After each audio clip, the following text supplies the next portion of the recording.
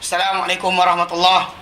Bismillahirrahmanirrahim. Alhamdulillahirabbil alamin. Nahmaduhu wa nasta'inuhu wa nastaghfiruh wa na'udzu billahi min shururi anfusina wa min sayyiati a'malina. May yahdihillahu fala mudilla lahu wa may yudlilhu fala hadiya lahu. Asyhadu an la ilaha illallah wa asyhadu anna Muhammadan abduhu wa rasuluh. Allahumma salli ala Muhammad wa ala ali Muhammad kama sallaita ala Ibrahim wa ala ali Ibrahim. وبارك على محمد وعلى آل محمد كما باركت على إبراهيم وعلى آل إبراهيم في العالمين إنك حميد مجيد رب اشرح لي صدري ويسر لي أمري واحلل عقدة من لساني يفقهوا قولي أما بعد. Alhamdulillah, kita bersyukur kepada Allah kita dapat lagi bersama-sama untuk kita meneruskan kelas pengajian kita berkenaan dengan tafsir maudhu'i bagi surah-surah Al-Quran, dan kita sedang bincangkan berkenaan dengan ayat 1 sampai 39 surah Al-Baqarah, yang ayat tersebut bertajuk atau berkisar berkenaan dengan hidayah Quran dan khilafah insan. Dan dalam tajuk berkenaan kita dah ambil tafsir ringkas, kita dah ambil tentang kelebihan surah Al-Baqarah, bincang berkenaan nama dia, kemudian berkenaan dengan ayat dia berapa banyak, Makkah, Makkiyah, Madaniyah, faksi surah berkenaan, dan akhirnya sekarang ni kita bincangkan berkenaan dengan pengajaran-pengajaran yang dapat diistimbatkan atau hukum dapat diistimbatkan daripada ayat berkenaan. Jadi kita dah ambil berkenaan dengan hukum syarak, akidah, dan sekarang ni ada kita ambil berkenaan dengan itu akhlak, dan sekarang tajuk pentarbiahan, pendidikan. Kenapa Allah Ta'ala nak ajar pada kita dalam ayat-ayat ini. Jadi hari itu kita dah ambil berkenaan dengan bagaimana ghaib adalah yang manfaat, bukan iman zahir saja, bukan iman fizikal tadi tidak dikira sebagai nilai besar. Mana bukannya is believing is actually bukanlah iman tuntut. Bahkan iman tuntut dalam Islam ni adalah iman dengan ghaib. Tanpa ditunjukkan tapi diberikan bukti, anda kena percaya. Mana sense of logic cukup dah, tapi cuma degil tak degil je. Jadi takwa kita bincang juga. Takwa adalah himpunan kebaikan. Takwa ni adalah apa asas kepada semua taklif yang Allah Ta'ala beri kepada kita. Kemudian tidak wajib kata pendakwa mereka menyampaikan saja, kita bincang itu. Kemudian hati, berkenaan dengan hati adalah raja pada anggota tubuh. Kemudian kita bincang berkenaan kemunafikan dan bahaya dalam masyarakat. Kita kata kerana masyarakat kita ni tak faham berkenaan dengan munafik itu ada. Kemudian kita bincang berkenaan dengan akibat penipuan, kembali kepada orang yang orang yang membuat penipuan itu sendiri, bukannya balik pada orang lain. Kerana mungkin dia rasakan dia telah berjaya, tapi sebenarnya Allah Ta'ala mengetahui segala-galanya. Baik, sambung hari ini.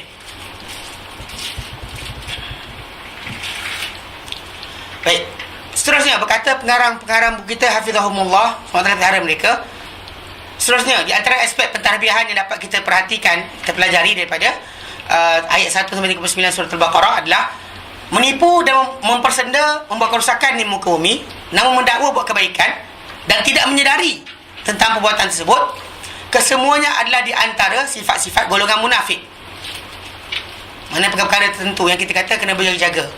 Sebahagian orang mungkin bincangkan, contoh macam zaman kita sekarang ni, dia ada 2-3 contoh lah. Antara contoh dia macam orang-orang yang kita panggil cuba untuk membahaskan Islam secara mendalam. Contoh macam pembahasan tadi tak penting untuk dia, dan bahkan dia bukan ahli untuk bincangkan, tapi dia sibuk nak tanya. Contoh macam yang saya jumpa ada masalah yang sibuk berkenaan dengan syahadah Adam bunyi macam mana, atau syahadah Muhammad SAW. Apa-apa Nabi SAW bunyi syahadah. Kita ni Muslim, kita bersyahadah dengan 2 syahadah. Nabi syahadah macam mana? Dia sibuk bincang berkenaan tersebut, tajuk tersebut. Sedangkan di dalam taklif kita dalam Islam, anda tak ditanya berkenaan dengan tajuk apa Nabi kena. Faham tak? Jadi bahkan perbuatan seperti menanyakan berkenaan dengan Ibrahim AS punya syahadah macam mana, Nuh punya syahadah macam mana. Bahkan diorang ada relatekan dengan hadis-hadis maudhu' atau dhaif, yang kadang-kadang tak ada relate langsung dalam asas-asas kesahihan. Contoh macam dikatakan berkenaan dengan kisah Qila dikatakan bahawa Adam AS ketika dalam syurga telah bersyahadah dengan Muhammadur Rasulullah. Jadi dia kata tertulis atas syurga sebagainya. Hadis sahih tak ada pun.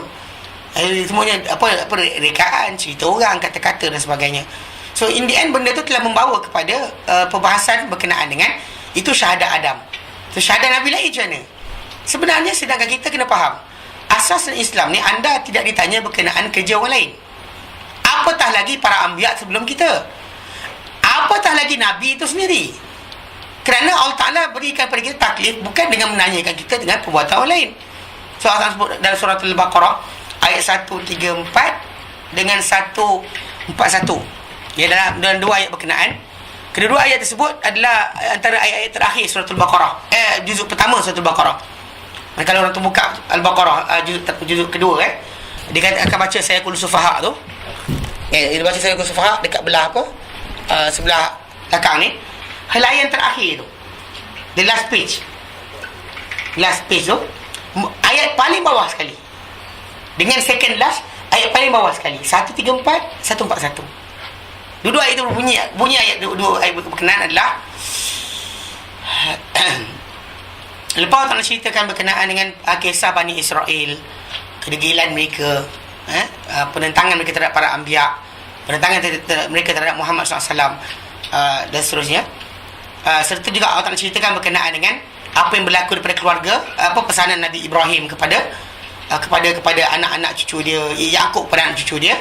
Allah Ta'ala nyatakan tilka ummatun qad khalat laha ma kasabat walakum ma kasabtum wala tus'aluna amma kanu ya'malun. Tilka ummatun, itu umat, itu bangsa, qad khalat, telah pun berlalu. Mana siapa yang diceritakan tadi berkenaan dengan apa jadi kera yang melawan Nabi Musa alaihissalam, yang Musa kata macam ni, dia buat macam ni. Orang-orang tu tilka ummatun qad khalat, itu bangsa yang telah lalu. Laha ma kasabat, untuk mereka apa mereka kerjakan. Walakum ma kasabtum, untuk kamu apa kamu kerjakan. Maksudnya kamu tak, dan Allah nyatakan lepas tu wala tusaluna amma kanu ya'malun, kamu tak ditanya bukan apa mereka kerjakan. Tapi still dalam masyarakat kita kadang-kadang idea ni seronok panggil, the idea of argument. Apakah dia? Sedangkan tak beri kesan pun. Anda tidak dapat dosa, tidak bertambah pahala dengan mengetahui apakah syahadah Adam, atau syahadah Nuh, atau syahadah Idris, atau syahadah Nabi-Nabi lain. Atau bila mereka memainkan, dia kata tengok, Nabi Muhammad pun mengatakan wa asyhadu anna Muhammadar Rasulullah. Nabi Muhammad sendiri bersaksi macam tu. So siapa Muhammad itu? Dia kata. Itu simbol Nur Muhammad tu. Sedangkan sebenarnya Nabi Muhammad SAW ketika dia mengajarkan orang, dia akan berkata apa? Anta syahada an la ilaha illallah wa anna Muhammadar Rasulullah. Itu yang kamu kena sebut. Kemudian dalam masa sama, bila Nabi sendiri, kadang-kadang kalau macam peristiwa tertentu, macam dalam kisah apa, berlakunya dalam satu peperangan, ada orang dikatakan oleh orang ramai sebagai syahid. Dari Nabi SAW tak kata dia dalam neraka. Seorang ramai ketika tu banyak yang macam tak boleh terima. Kerana lelaki ni dalam peperangan tadi dia paling depan, paling semangat, paling kuat melawan musuh. Tapi tiba-tiba Nabi kata dalam neraka. Orang ramai expect dia dalam syurga sebagai mati syahid. Tapi Nabi kata dalam neraka. So orang ramai dah mula kelang kabut. Kalau macam tu punya kerja pun tak masuk syurga juga, apa jadi? Jadi semua dah macam kelang kabut. Bila semua kelang kabut, ketika itu banyak orang macam bunyilah. Kan wording cakap ini cakap macam ni. Tiba seorang lelaki dia angkat tangan. Dia kata, "Ya Rasulullah, aku saksi engkau. Aku saksi engkau." Dia kata, aku bersama dengan lelaki berkenaan pada semua tempat dia pergi. Dia ke depan, aku ke depan. Dia ke belakang, aku ke belakang. Dia marah, aku marah. Dia ke kanan, aku kiri, aku kiri. Aku ikut dia sepanjang peperangan tadi. Dan sampai tu peringkat dia cedera teruk sangat. Lalu dia tak tahan dengan kecederaan dia. Dia letak pedang dia punya hulu dekat bawah. Hujung pedang dia, pangkal pegang dia letak bawah. Ujung pedang dia letak kat dada dia. Lepaskan badan dia. Di atas pedang berkenaan. Dia kata apa, tombak berkenaan. Lepaskan yang tu. Lepaskan badan dia. Dia bunuh diri lah. So orang lain tak tahu kisah berkenaan. Dia seorang je tahu. Ni lelaki ikut ni tadi. Selagi sekali bila dia cakap itu, orang ramai dapat tahu kenapa dia bunuh diri. So Nabi ketika itu Nabi kata Allahu Akbar. Allahu Akbar. Nabi kata asyhadu an la ilaha illallah wa asyhadu anni Rasulullah. Nabi kata macam tu. Aku bersaksi bahawa Tuhan Allah Ta'ala, dan aku bersaksi bahawa aku ini adalah utusan Allah. Maksudnya tadi orang macam bunyi-bunyi, tapi last sekali ada saksi menyatakan kebenaran apa yang aku cakap. So lafaz syahadah Nabi SAW adalah Muhammad aku Rasulullah. Muhammad Rasulullah itu ketika dia mengajarkan orang ramai untuk bersyahadah, bukan berkenaan dengan masalah ada Muhammad lain selain Muhammad. Ini Muhammad mana pula? ini idea dalam masyarakat kita ni yang kita kata kadang-kadang bila kita cakap jangan cakap macam ni, dia kata saya nak baik je, bukan nak kerosakan, nak kebaikan. So ini satu kumpulan lah. Yang sedangkan kita tahu bahawa dalam berkenaan dengan Islam itu tidak boleh seorang tu berkata-kata melainkan dengan tajuk apa? Dengan ilmu. Tanpa dalil anda tak berhak bercakap.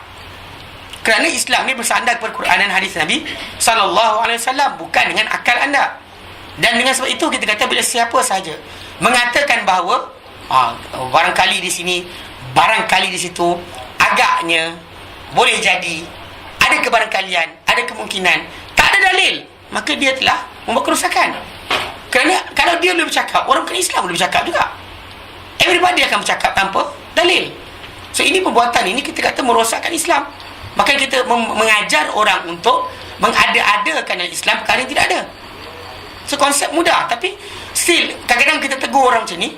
Benda macam ni kita membuat kerosakan, tak faham dan tak sedar, adalah di antara tanda sifat-sifat munafik yang awal. Itu satu poin lah, satu kumpulan. Yang ada satu kumpulan lain pula, dia kata kami nak keadilan. Kami nak keadilan. Kalau lelaki boleh, kami perempuan pun nak juga. Ini masalah. Pasal bila Allah tak menyatakan walaisa zakaru kal unsa, bukan lelaki seperti wanita, dan bahkan bila Allah tak menjadikan setiap makhluk ini berbeza fisiologi, sifat dan sebagainya, atau berat otak lelaki wanita tak sama, hemoglobin darah tak cukup, tak sama, dan bahkan lelaki makan jadi apa, perempuan makan jadi apa pun tak sama kan. Lelaki nak kurus cepat, perempuan nak kurus lambat. Jadi semua benda tersebut ada kaitan dengan tajuk apa kita panggil apa, struktur badan. Jadi kalau kita perhatikan balik, asas ini di antara perkara awal bila Allah jadikan perbezaan di antara apa, lelaki dan wanita. Tapi dalam masyarakat kita ada juga yang degil, yang kononnya atas nama keadilan dia nak samakan. Kena sama kan. Tapi last sekali bila dia pergi buka apa, last minute dia buka pink coach kan, coach khas untuk train untuk perempuan je, untuk lelaki tak ada, untuk perempuan ada. Macam tak acik dah pula. Kata keadilan kan. Kalau suruh bagi tanda sama-sama kongsi, tak nak pula. Samakan hak. Tandas boleh masuk lelaki perempuan kan, tak ada masalah, tak ada batasan jantina. Seriously, mana ada orang boleh terima benda berkenaan? Akal kita tak terima, budaya kita terima, agama awal-awal kita larang. Jadi konsep kita kadang-kadang kita kata benda macam ni, dia sebut benda tu bagus, rasanya elok, tapi sebenarnya bukan elok, kerosakan tapi tak sedar. Macam juga orang yang mengajarkan apa, pendidikan seks di sekolah pada anak-anak, tak ada faedah pun. Pakaikan budak kan umur 5 tahun baju orang umur 30 tahun. Mana orang sebelum pakai baju dia, kita faham dia macam ni. Knowledge is actually benda untuk use. Sebelum masanya kita pakaikan baju yang tak sepatutnya, contoh budak kecil kita pakai baju umur 40 tahun, apa jadi? Mana dulu jalan? Kan budak kecil 5 tahun dia bagi pakai umur 16 tahun punya baju, boleh? Tak boleh. Tapi kenapa knowledge orang yang tak sepatut dia tak pakai pun? Alam dia ketika itu adalah apa? Lompat, main poliantif kan, main slipper, main apa lagi, main guli, main layang.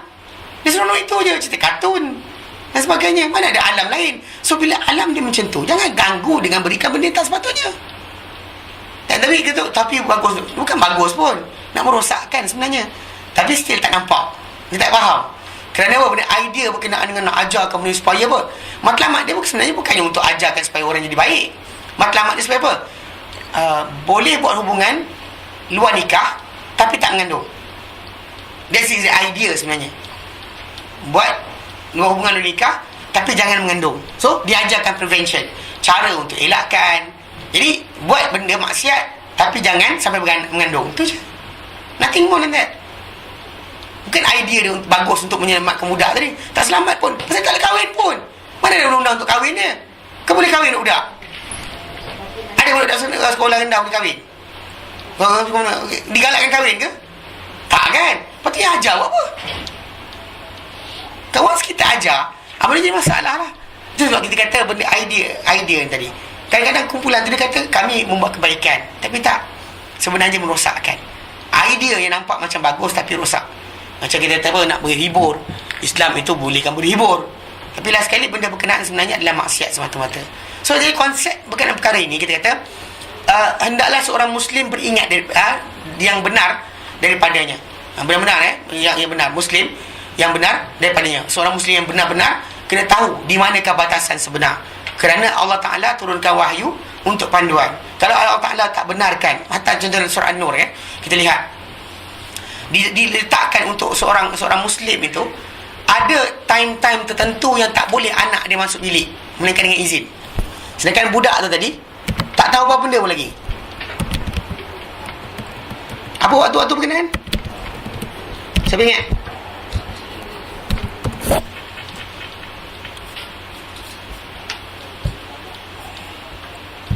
Dia ada 3 waktu. Ya ayyuhalladzina amanu, hai orang beriman, liyasta'dzinkumul ladzina lam yablughul huluma. Ya ayyuhalladzina amanu,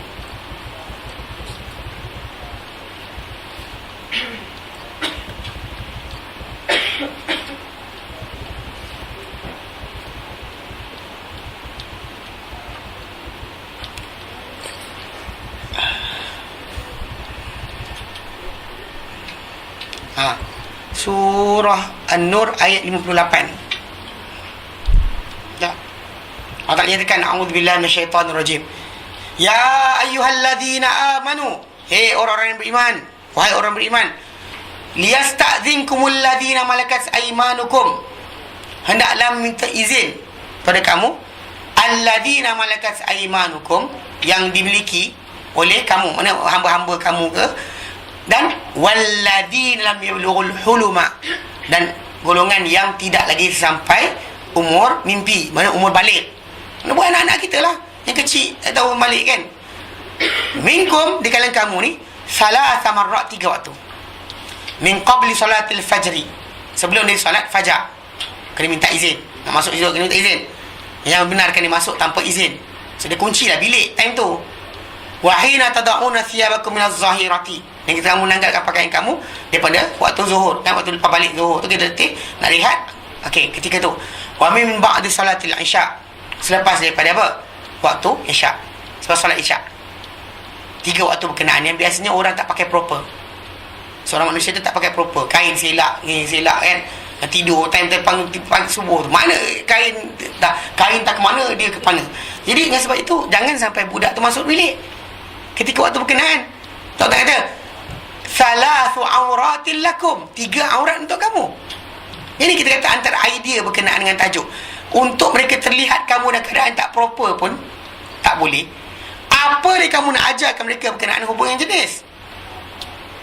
Yang tak cukup umur lagi ajar hubungan jenis. Seriously, nak buat apa? Kan? Nak buat apa sebenarnya? Laisa alaikum wala alaihim junahun ba'dahun, dan tidak ada kesalahan ke atas kamu, tidak ke atas mereka sebarang kesalahan, sesudah itu. Mana lain waktu berkenaan tak apa. Contoh waktu maghrib ke, tak apa. Time tu kita kata kebiasaan time berkenaan tidaklah time tak proper. Biasanya time tu bukan time untuk kita tidur. Bahkan pakaian kita biasa proper. Allah tak nyatakan tawafuna alaikum ba'dukum ala ba'din. Ini ayat orang-orang yang ulang-alik ke atas kamu sebagaimana kamu ke atas kebahagiaan mereka. Sebagaimana kamu ke atas bahagian lain. Mana kan keluar masuk, budak anak biasalah keluar masuk bilik biasalah. Tapi 3 time yang berkenaan kunci. Itu antara ajaran Islam. So that bila pakaian kita proper dan sebagainya, anak kita tidak akan terlihat benda-benda berkenaan. Ini kita kata kena ajarkan. Tapi still zaman kita sekarang ni lepas tengok filem Mak Saleh sangat, everything is there kan. Tak apa, ajar dia tengok, dia kata this is loving. Itu masalah juga kan. Ini kita kata kesilapan yang berlaku. Sebab tu kita kata perkara-perkara macam ni, bila Islam limitkan, maka anda kena limitkan. Jangan sekali-kali orang kata ish, tak apa kot, ish, tak ada masalah kot, tak ada. Islam limit dan limit. Ya, bila Quran sekat, maka jangan pandai-pandai. Faham? Maksudnya seorang muslim yang benar, dia akan tahu berkenaan dengan penjagaan tadi. Jangan menipu, mempersendakan, kerosakan, Tapi dakwa kebaikan dia tak menyedari perkara tersebut, menjaga-jaga. Pasal memang sebahagian berkenaan adalah di antara sifat-sifat kemunafikan. Seterusnya, pada firman-Nya Ta'ala, "Huwallazi khalaqalakum ma fil ardi jami'a." Ayat yang ke-28 Ayat ke-28. "Wallazi khalaqalakum ma fil ardi jami'a." Dia yang telah ciptakan untuk kamu apa di muka bumi semua sekali. Semua sekali. Mana semua benda yang di muka bumi itu adalah diciptakan untuk kamu. Terdapat pengajaran untuk manusia dan pertambahan pentarbiahan untuk mereka kepada adab bersopan daripada meminta-minta. Maksud dia semua dah tak jadikan untuk kita. Semua benda tu ada. Juga terdapat penjelasan bagi kepentingan bekerja untuk pendapatan. Pasal Allah Ta'ala dah jadikan semua benda tu milik kita. Kayu ada, pasir ada, air ada. So manusia boleh gunakan semua sekali. Dia bukannya milik orang tertentu. Bahkan alam semesta ini dijadikan khas untuk kegunaan kita. Bumi tu Allah jadikan untuk kita perolehi banyak benda di situ. Tak boleh jual pasir, jual air. Tak jual air, jual kayu. Maksud dia anda boleh macam-macam benda anda boleh buat. Tapi bila manusia tak fikir benda berkenaan, dia nampak benda tu orang punya, tu orang punya. Sebenarnya alam Allah Ta'ala luas lagi. Mana untuk dia mendapat rezeki tak perlu dia bergantung dengan satu sumber sahaja. Kerana semua benda Allah Ta'ala jadikan di muka bumi ini adalah semuanya sumber untuk dia hidup. Semua sekali sumber bagi dia. Mana terdapat penjelasan untuk pendapatan. Berkata Ibn Atiyah, dia kata, dan ayat ini memberikan bahawa Allah telah mencukupkan insan dengan nikmat-nikmatnya daripada setiap makhluk. Mana tak perlu kita bergantung dengan makhluk lain. Semua Allah Ta'ala dah jadi untuk kita. Tak? Untuk kita hidup dah jadi cukup dah. Semua barang-barang tu dah ada. Untuk kita dah ada. Untuk kita, pada diri kita dan pada alam ini. Mana untuk kita bergerak berjalan, mana orang boleh sekat kita jalan? Ada orang boleh sekat kita jalan? Ya, kita kata pagar dia kan pagar satu dunia. Tak ada manusia yang memiliki seluruh dunia. Faham tak? Kalau kita udara, dia tak memiliki udara. Pokok bukan dia memiliki pokok semua sekali. Tapi lah, kalau dalam hutan tu ada kawasan hutan simpan, jangan terbang. Nanti kawan kena tangkap pun tahu. Pasal asas dia adalah semua benda berkenaan adalah hak untuk anda gunakan. Boleh tangkap ikan, boleh jerat burung, untuk jual dan sebagainya, boleh. Tak ada masalah. Jeratlah, pasang letak. Kalau saya ingatlah ada apa? Dekat Uriam kan. Orang tu dia pasang jaring besar je depan rumah dia. Setiap petang ada burung. Dia ambil pun semulih makan sebagainya. Maksud dia kalau ikutkan nak makan macam benda ada. Tak ada kita ni macam bila tak ada makanan. Kan boleh ciak. Rumah tu boleh makan goreng. Dan kalau benda tu sumber protein kan, apa masalah ni? Benda tu untuk kegunaan kita, makanlah. Jangan main estik dah lah. Maksud dia tangkap saja untuk sport tak boleh. Tangkap untuk makan tak apa. Makanlah. Kan maksud dia, apa benda nak ambil kan? Benda tu semua sekali adalah di antara nikmat Allah Ta'ala beri kepada kita. Jadi maksud dia tak perlu kita bergantung dengan benda lain, makhluk lain untuk dapatkan rezeki. Tak payah pergi depan berhala. Rezeki kita dah ada dah. Tak payah kita macam kita kata apa? Kita kata untuk dapat rezeki. Bila Allah Ta'ala jadikan semua sekali untuk kita, so rezeki tu memang Allah Ta'ala yang buka. Sikit atau banyak dia bagi. Tapi bila manusia tu tak faham tentang ayat berkenaan, huwallazi khalaqalakum ma fil ardi jami'a, dia yang ciptakan untuk kamu apa di muka bumi ni semua sekali. Manusia tak faham, dia akan macam kurang lagi, so dia pergi kat berhala, kurang lagi pergi kat sekian, kurang lagi pergi kat tangkal. Dia ingatkan bahawa barang tak cukup, hidup lagi. Maka kadang-kadang separuh orang tu banyak benda khurafat ataupun benda-benda tahyul, dia mula bergantung. Lebih lepas dia dah kaya, bukan tak ada harta. Untuk makan cukup dah. Untuk makan nasi dekat tong beras tu penuh gila beras. Mana dia tak perlu kerja pun untuk sibukkan dapat lagi banyak. Tapi still tak cukup. Maksud dia itu tajuk lain. Itu tajuk ketamakan. Asas untuk kamu hidup semua dah ada. Allah Ta'ala tak suruh kita bergantung dengan lain. Tapi bila manusia tu mula nak tak rasa tak cukup, pergantungan kepada yang lain tu akan mula timbul. Pasal dirasakan apa? Tak dapat lagi rezeki Allah Ta'ala bagi. Saya kan dah dapat dah, tapi tak perasan. Saya kata kalau minta doa ni mesti dapat 1 juta, bukannya 50 sen. Kan Allah Ta'ala boleh bagi apa dia nak, ikut kadar dia nak. Bila dia nak, bukannya ikut kadar kita nak. Dia berikan apa yang layak, bagi apa yang layak mengikut ilmu yang ada pada dia. Kan dia tahu kita ni kalau dapat harta kita jahat. Kalau dia kata apa, andai kata kita dapat harta banyak, kita jadi jahat. Atau macam inilah, isteri kita doa jangan bagi kita kahwin lain. Lepas tu kalau dapat harta, kahwin lain. So jadi doa isteri tadi sekat. Faham tak idea tadi? Sebab tu macam satu suami aku tak kaya, rupanya kalau kaya dia kahwin lain. So jadi mana nak. Jadi konsep tu kena belajar sikit. Pasal idea is actually Allah Ta'ala tahu apa yang patut, bila patut, untuk apa benda yang patut tadi. Dia lebih tahu. Mungkin doa kan, tolak menolak doa tadi. So untuk jaga yang ini, Allah Ta'ala bagi yang ini. Dia tak boleh diurus sentak. Faham tak? So dengan konsep itu kita kata kena perhatikan di sini. Jadi banyak orang dia tak faham. Pasal Allah Ta'ala berikan, dan kita kata tak perlukan kepada selain Allah Ta'ala sebenarnya. Sesiapa yang perlukan dirinya kepada manusia yang sepertinya dengan sebab ketamakan, sesiapa yang perlukan dirinya kepada manusia yang sepertinya juga perlu harap orang ni macam, oh inilah orang yang boleh tolong saya, inilah orang sekian, sebab ketamakan, pengharapan atau keinginan terhadap perasaan dunia, maka dia telah mengambil laluan-laluan untuk menjadikan Allah Ta'ala sekutu. Jadikan untuk Allah Ta'ala sekutu. Mana laluan untuk menjadikan untuk Allah Ta'ala ni associate dah start dah. Sampai last sekali, kalau tak kerja dengan orang ni, matilah kita tak makan. Dan actually dan di situ timbul tajuk. Contoh macam takut rezeki habis. Allah Ta'ala kata haram, kita buat juga. Sebab apa? Takut rezeki tak cukup. Pasal kita lupa sebenarnya yang halal tu banyak.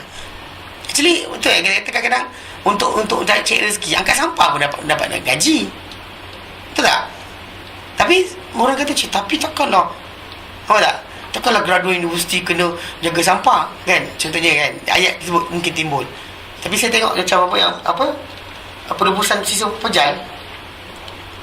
Yang tahu kan perbadanan perebusan sisa pejal? Tak tahu? Tak tahu, okey. Dia ada perbadanan khas. Dia buat kementerian untuk jaga berkenaan dengan ni. Dekat Selayang ni, tahu apa? Dekat area Selayang ni, dekat Kepung Batu Cave tu kan, tempat tu. Itu yang jaga budak tu graduan. Budak-budak berkenaan, budak-budak apa pakar kimia, pakar sekian. Tapi setiap hari kena duduk kat sampah. Dan kalau dia tak kerja, kalau orang tak kerja, ada macam ni rumah kita. Dia take for granted lah, kita sibuk kena air lah bagus, tak ada air sekian. Okay, orang buang sampah tak ada, macam ni. Anda nak buang sampah sendiri, nak angkut ke tempat tu sendiri, setiap hari buat trip 5 bungkus 5 pack sampah, 6 pack sampah nak. Tapi take for granted, kita nampak benda tu sebagai kepentingan. Tapi di mana kerja tu halal, kerja tu rezeki yang baik, tak ada hina pun. Tapi still lah, ni tajuk idea tadi. Mana untuk rezeki tak perlukan benda berkenaan, tak perlu kita bergantung orang lain. Rezeki tu banyak Allah Ta'ala buka kat dunia ni. So anda boleh kerja apa saja. Cuma kita adalah choices kan, kita minat tak minat. Tapi segi asasnya kerja tu banyak. Nak jadi kontrak pun boleh, masalah dia. Tapi secara asasnya manusia ni, dia tak faham bahawa rezeki Allah Ta'ala buka tu luas. Dia mula bergantung dengan orang, start habis. Kat situ dia start untuk menjadikan manusia ni sebagai sekutu pada Allah Ta'ala cukup kuat. Apatah lagi kalau dia kata dia rasakan rezeki tak cukup, dengan doa orang tu baru rezeki dia turun. Masalah lagi. Ini masalah banyak besar kat situ. Dan sebab itu kita kata ayat yang Allah nyatakan, huwallazi khalaqalakum ma fil ardi jami'a. Kena faham betul. Dia lah jadikan untuk kamu apa di muka bumi semua sekali. Mana kamu nak menjaga, kamu nak ambil, kamu boleh ambil benda berkenaan. Mana masa dia untuk apa, tangkap ikan pergi sungai kan, mana siapa boleh halang? Ada kena lesen ke tangkap ikan? Pancing ikan ada lesen? Tak ada kan, kecuali kolam ikan lah kan, kecuali ikan terancam dan sebagainya, atau hulu sungai ikan kelah kan, ada musim dia. Tapi ikutkan lain, pergi ke laut kan, tangkap lah, jual lah kat pasar, apa masalah ni? Tapi still idea tadi tak nampak macam, tapi dia nak duduk aircon sekian, tak nak kerja berat. Tu tajuk lain. Itu bukan berkaitan tajuk masalah rezeki tak ada. Rezeki tu ada. Rezeki tu ada, cuma nak atau tidak aja. Sebab kadang-kadang kita tengok macam mengusahakan tanah kan. Kita lihat macam contoh macam mana-mana tempat yang banyak banyak orang yang bukan Islam yang gunakan tanah-tanah, dia sewa tanah, dia buat kebun sayur. Pasal tak? Kan kebun sayur dia sekian. Orang Muslim, orang Melayu kita tengok je macam ish, ni tak ni, tapi tak buat pun. Pasal tak? Mana tanah tu boleh tumbuh pokok. Nak tanam ke tidak je lah. Tapi rumah ada tanah, tapi nak tanam apa? Nak tanam lelang, nak tanam sayur. Terpulang pada kita lah. Maksud dia benda tu Allah jadikan dah, kita nak guna ke tidak je. Everything is there. Kan? Kalau kita tanam benda sekian, tumbuhlah benda yang kita nak. Kalau tidak, kita biarkan tengok macam tu. Pasal kita kan kerja kan, bukan tengok je macam tak ada rezeki kita hari ni. Mana boleh macam tu? Kan? Faham tak? Mana maksud dia, saya perhatikan banyak kebun-kebun yang apa, kita tengok jalan pergi ke Selayang, ke Pulau Yam, kan kebun-kebun sayur dibuka. Nama Muslim yang buka benda tu. Islam tak buat. Tak tahulah kenapa agaknya dia rasa privilege sangat kot. Allah Alam. Dari segi masalah nak duit, tu duit ada. Tanam bunga boleh, tanam apa boleh, macam benda ada. Nak tak ada ni. Nak atau tidak, itu tajuk lain. Saya tengok zaman dulu agak silap kot. Tayang cerita PJ Holding. Semua orang kan zaman dulu tahun 80-an tu. Kita tak hidup kita tahun 80-an. Apa tak hidup pula? Agak ada lah. Okay, ada. Zaman dulu dia buat PJ Holding. So cerita apa, korporat kan, korporat berebut tanah, berebut apa, kuasa. Agaknya benda tu jadi implant dalam kepala orang, nak kerja macam tu. Kereta besar, rumah besar. Kan dia tak nak boleh, sedangkan rezeki makan kenyang bukan dengan rumah besar. Rumah besar tapi makan tak kenyang pun ada. Rumah besar gila, kereta laju-laju tapi makan tak kenyang. Dan doktor bagi setengah cawan nasi je. Yang garam tak boleh, tawar lagi. Kan, Rosyana orang makan tak boleh makan. Ayam tak boleh, dada je. Apa selera, apa sedapnya? Minta maaf cakap lah kan, apa sedapnya? Nikmat dunia tak ada. Kan, memang makan pun tak lalu. Kan habis kuat makan Maggi. Tak faham tak? Konsep dia sekarang ni untuk kenyang, anda tak perlukan benda berkenaan. Untuk kenyang perlu komputer ke? Tak ada lah. Kan, tak perlu ke komputer. Tak perlu sekian, tak perlu sekian. Maksud dia, untuk alam ni semua ni memang Allah bagi untuk kita pakai. Nak tak nak je. Ya, nak tak nak kita pakai. Macam perasan tak dekat bawah ada seorang India biasa bawa tong air. Kan dia cuci kereta. Saya minta cuci motor tak nak. Dia kata tak cukup air dia kata. Tak adalah masa kereta agaknya tak susah. Dia bawa pasal tak? Ya, dia tunggu depan ni, everyday dia dapat berapa banyak. Dia maksud dia nak rezeki makan boleh dapat. Bukan dengan cara yang tu je. Kan? Bukan dengan sekian, bukan dengan sijil dengan sekian, tak ada. Gantungan kita sebenarnya bukannya kepada berkenaan. Bahkan Allah tak jadikan dunia semua untuk kita dah. Nak pakai ke tidak je, nak guna atau tidak. Kita lah yang ini. Ada satu orang saya jumpa bawah ni. Saya kata dengan dia, kerja apa? Dia kata dia ada kerja office lah. Tapi dalam masa yang sama, dia supply duit shilling kepada semua 7-Eleven. Dia projek tu supply duit je, shilling. Kan dia perlukan duit shilling kan. Ada kan hantar duit shilling, ambil RM2. Memang dia kata dari segi konsep tu dia adalah dia kata charge kan. Mana apa perkhidmatan kerana menghantar duit tu. Mana dapat lah. Saya kata je ke? Dia kata lama dah juga saya buat. Dia kata tak ada, saya kata tak ada pistol ke? Saya kata itu. Dia kata tak ada. Dia kata kena ambil pistol. Dia kata saya kena belajar lah kan. Kalau tidak kan uni juga. Dia kata alhamdulillah setakat ni. Okay, kalau dia kata ada masalah orang dalam ni. Kata tapi duit shilling siapa nak buat lari? Dia kata betul juga. Logik akal kan. Betul juga. Duit shilling berat kan. Orang lari kan tak ada lari. Jadi konsep dia kan duit shilling mas nak juga. Shilling apa 20 sen 50 sen apa sangat kan. So bayangkan nampak. Maksud dia semua benda tu dah terbuka. Nak pakai tak nak je. Masa siang dan malam Allah tak jadikan kan. Itu semua sekali Allah tak jadikan untuk kita. Cuma masalah kita nak guna atau tidak saja. So dengan sebab itu dia kata siapa-siapa yang perlu kepada dirinya kepada manusia yang sepertinya dengan sebab ketamakan, pengharapan, keinginan kepada perhiasan dunia, maka dia telah membuka laluan-laluan bagi menjadikan untuk Allah Ta'ala sekutu. Maka kita berhati-hati telah manusia bergantung dengan manusia yang lain. Dia orang akan lupa bahawa sebenarnya Allah Ta'ala berikan rezeki banyak nikmat Allah Ta'ala berikan, tapi dia tak nampak. Semoga Allah Ta'ala melindungi kita dengan kelebihannya, walau dengan singkatnya pengharapan kita kepadanya, dan dengan kurniaannya dan kekuasaannya, tiada Tuhan selain dia. La ilaha illahu. Tiada Tuhan selain dia. Maksudnya dia, semoga Allah Ta'ala pelihara kita. Jangan sampai kita tidak bergantung hanya kepada dia. Biarlah kita bergantung hanya pada Allah SWT. Rezeki kita memang Dia yang beri kepada kita. Baik, seterusnya. Okay. Apabila seorang insan membiarkan penyakitnya, kalau dia ada sakit, dan tidak merujuknya dengan berhati-hati, tak buat reference berkenaan penyakit dia, akan bertambahlah bencana, dan juga akan berganda-ganda penyakit berkenaan. Kerana bila Allah Ta'ala nyatakan tentang orang-orang yang munafik, orang terangkan berkenaan dengan apa jadi pada mereka, punca awal dia adalah penyakit hati. Bila Allah Ta'ala nyatakan, minan nasi man yaqulu amanna billah, ada kalangan manusia ini yang mengatakan kami beriman dengan Allah, bil yaumil akhir, dan kami beriman dengan akhirat. Wa ma hum bimu'minin, mereka tidaklah mereka ni orang-orang beriman. Mereka bukan orang beriman. Mereka mengaku beriman, mereka bukan orang beriman. Yukhadi'una Allah walladzina amanu, mereka cuba menipu Allah Ta'ala dan juga orang beriman. Wa ma yakhda'una illa anfusahum, tapi mereka sebenarnya hanya menipu diri mereka sendiri. Wa ma yash'urun, tapi mereka tak sedar. Fi qulubihim marad, dalam hati mereka ada penyakit.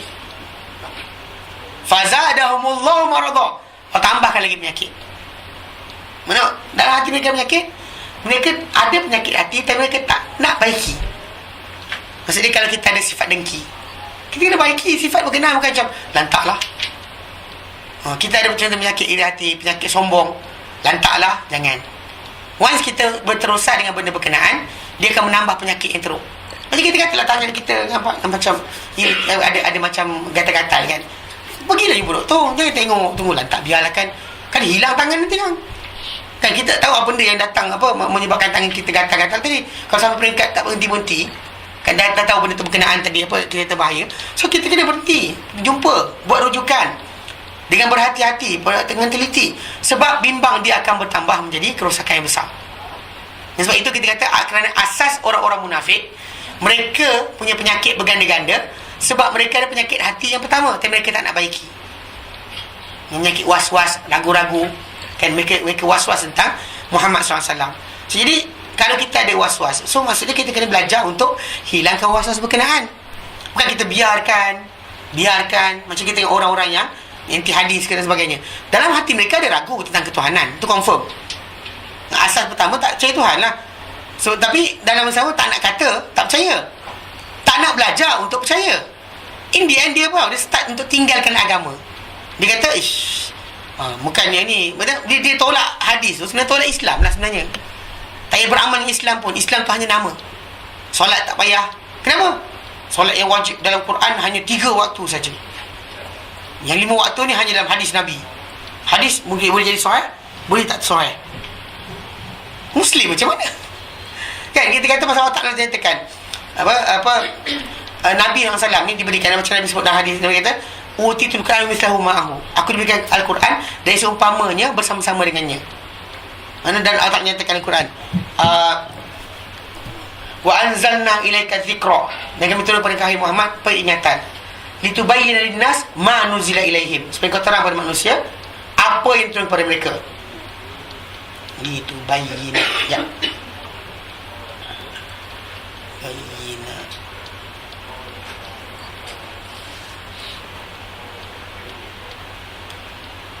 Surah An-Nahl 44. An-Nahl 44.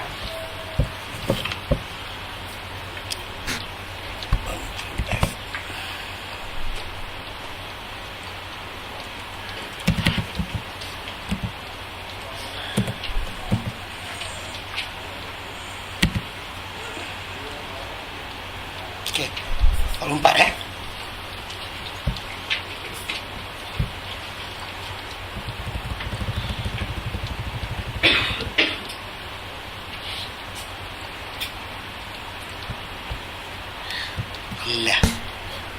Minyak tadi cair dah.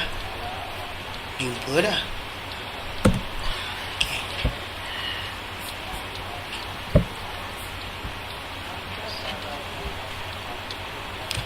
Allah nyatakan a'udzubillahi minasyaitanir rajim.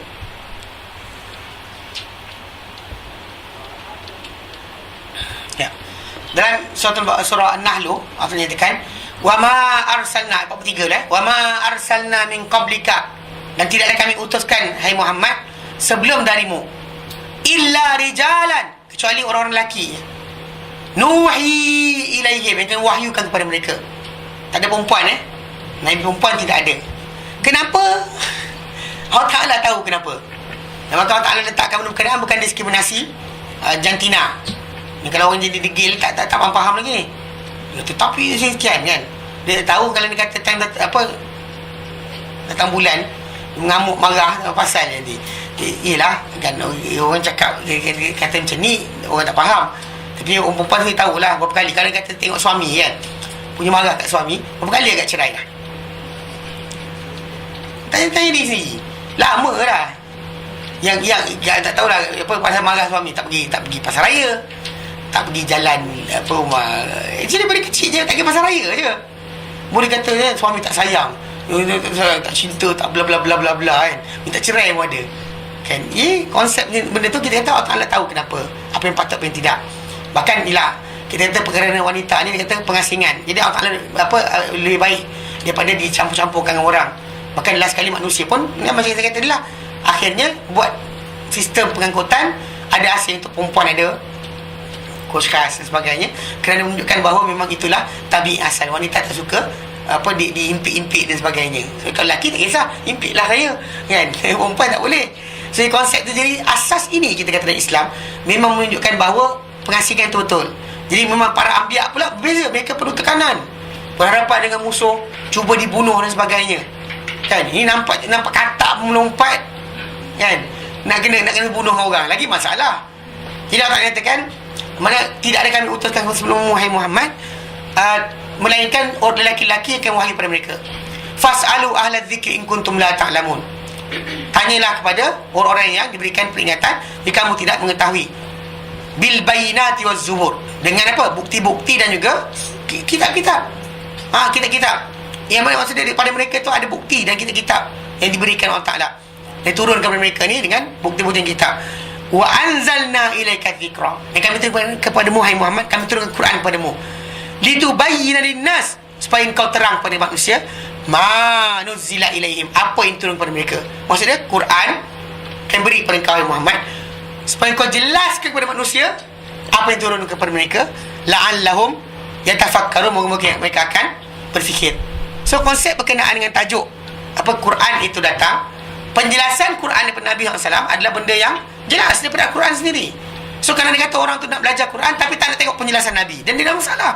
Kerana Al-Quran nyatakan diberikan Nabi SAW Al-Quran, peringatan, matlamat dia supaya Nabi terangkan, bukan sekat baca, terangkan pada orang ramai apa yang turun kepada mereka. Bukan sekat bacakan, tak, tapi terangkan. Okay? Yang sebab itu kita kata bila orang tu dia tak nak belajar, tak nak baca, dan benda tu keraguan itu datang tapi dia tak ubati, akhirnya tinggal Islam tu tinggal nama saja. Islam tinggal nama. Sebab kenapa kita kata dalam sejarah umat Islam sememangnya menghilangkan keraguan, menyekat penerusan keraguan ini adalah antara benda yang besar yang ditugaskan. Hatta kita lihat para sahabat Nabi SAW memerangi golongan murtad, golongan Nabi palsu, orang tak bayar zakat dan sebagainya, kerana asas dia supaya orang ramai tidak bertambah-tambah penyakit mereka. Sekali dibiarkan, dia akan bertambah. Sekali dibiarkan, dia akan tambah. Semalam saya pergi dekat Presiden 19 dekat Putrajaya, mengajar lah, ada kelas ni, tapi diorang awal lagi, tak lepas lagi bahagian awal, masih dalam apa, dia tak masuk, tak bahagian ni, masih berkenaan dengan kemunasabahan di antara surah Al-Baqarah ni, awal dia dengan tengah dia, awal dengan akhir dia. Waktu maghrib dah azan, dekat sebelah surau tu ada dewan badminton. Saya intai waktu saya datang masuk dalam surau tu, saya nampaklah yang tengah main badminton tu orang Islam, yang pakai tudung, ada perempuan seorang, yang perempuan ada datang bulan acilah, kita kata tak semayang. Yang lelaki, yang lain semua lelaki, 7 orang bukan, kan 6 orang. Dia main ketik-ketang saya tong-tang kan, bila main beli kasut power kan, bila main badminton tu kan dia ceret lepas tu ketong-ketang dia orang dah start azan dah. Saya kata macam, saya tanya dengan orang situ, saya kata yang tengah main tu bangsa apa, saya kata agama apa, dia kata Muslim lah kot. Tak, seriously Almost saya nak tegur, tapi muncul pihak siap situ, dia orang tegur. Dia orang buka pintu dan tegur. Dia tengok saya keluar kan. Saya pergi tengok, saya hintai ikut dalam tu, buat muka menyampah. Tu sambil hintai tengok lah. Saya tengok ikut tingkap, saya pandang atas bawah saya pandang. Semua buat macam tak nampak je. Saya kata Masya Allah kan, pelik kan zaman kita sekarang ni. Dia actually kalau macam tu maksud dia ada ragu. Confirm dia ada ragu berkenaan dengan keperintahan Allah Ta'ala. Confirm. Kau tak masakan dia boleh pukul bola badminton tengah-tengah azan. Tak ada rasa nak berhenti. Sampai pihak surau tegur baru berhenti. Punyalah tak malu. Saya tahu bangsa apa, Melayu lah kan, agama apa, mengaku Islam lah kot. Tak tahu agama Bahai ke Syiah ke, Allah Alam. Tapi seriously pelik kan. Pasal apa? Start ada mana kita malas itu muncullah semalam. Maksudnya ada ragu sikit. So ubati. Jangan biarkan. Kerana bila kita lihat tu sebab kenapa mendatangi, menghadiri majlis ilmu, okey, mendapatkan nasihat daripada kawan-kawan dan sebagainya, mendengar peringatan, membaca Al-Quran, di antara perkara yang membaiki hati manusia. Kenapa? Sebab mungkin keraguan itu ada, dapat dihilangkan dengan apa? Ilmu dan pengetahuan. Dia mungkin datang dengan pembelajaran, mungkin datang dengan cara nasihat, mungkin datang dengan pembacaan Al-Quran, kita baca tafsiran dia, kita dapat lihat dekat situ. Tapi bila orang tertutup semua sekali ruang-ruang untuk pembaikan hati dia, dan apa tinggal lagi? Confirm lepas tu nanti dia akan tinggal tu dan sebagainya. Last sekali Islam tinggal nama je lah. Abdul Rahman, Abdullah, Abdul Razak. Nama tu Muslim, tapi amal tak Islam. Sebab apa? Sebab start dia ada penyakit, dia tak ubat. So Allah Ta'ala itu sebab kenapa dalam ayat berkenaan kata, Allah terangkan berkenaan orang munafik ni, fi qulubihim marad, dalam hati mereka ni ada penyakit. Jadi kalau orang tak merujuk penyakit dia betul-betul, tak jumpa doktor dan sebagainya, macam tu juga penyakit hati. Akan bertambah bencana dan akan berganda-ganda penyakit-penyakitnya. Kan once kita darah tinggi ada, tak check, kan dia mula ganggu buah pinggang, kan mula diganggu benda sekian, dia takkan boleh berhenti. Tapi bila orang tu ambil precaution daripada awal dan sebagainya, jadi benda tu adalah di antara jaminan untuk dia selamat.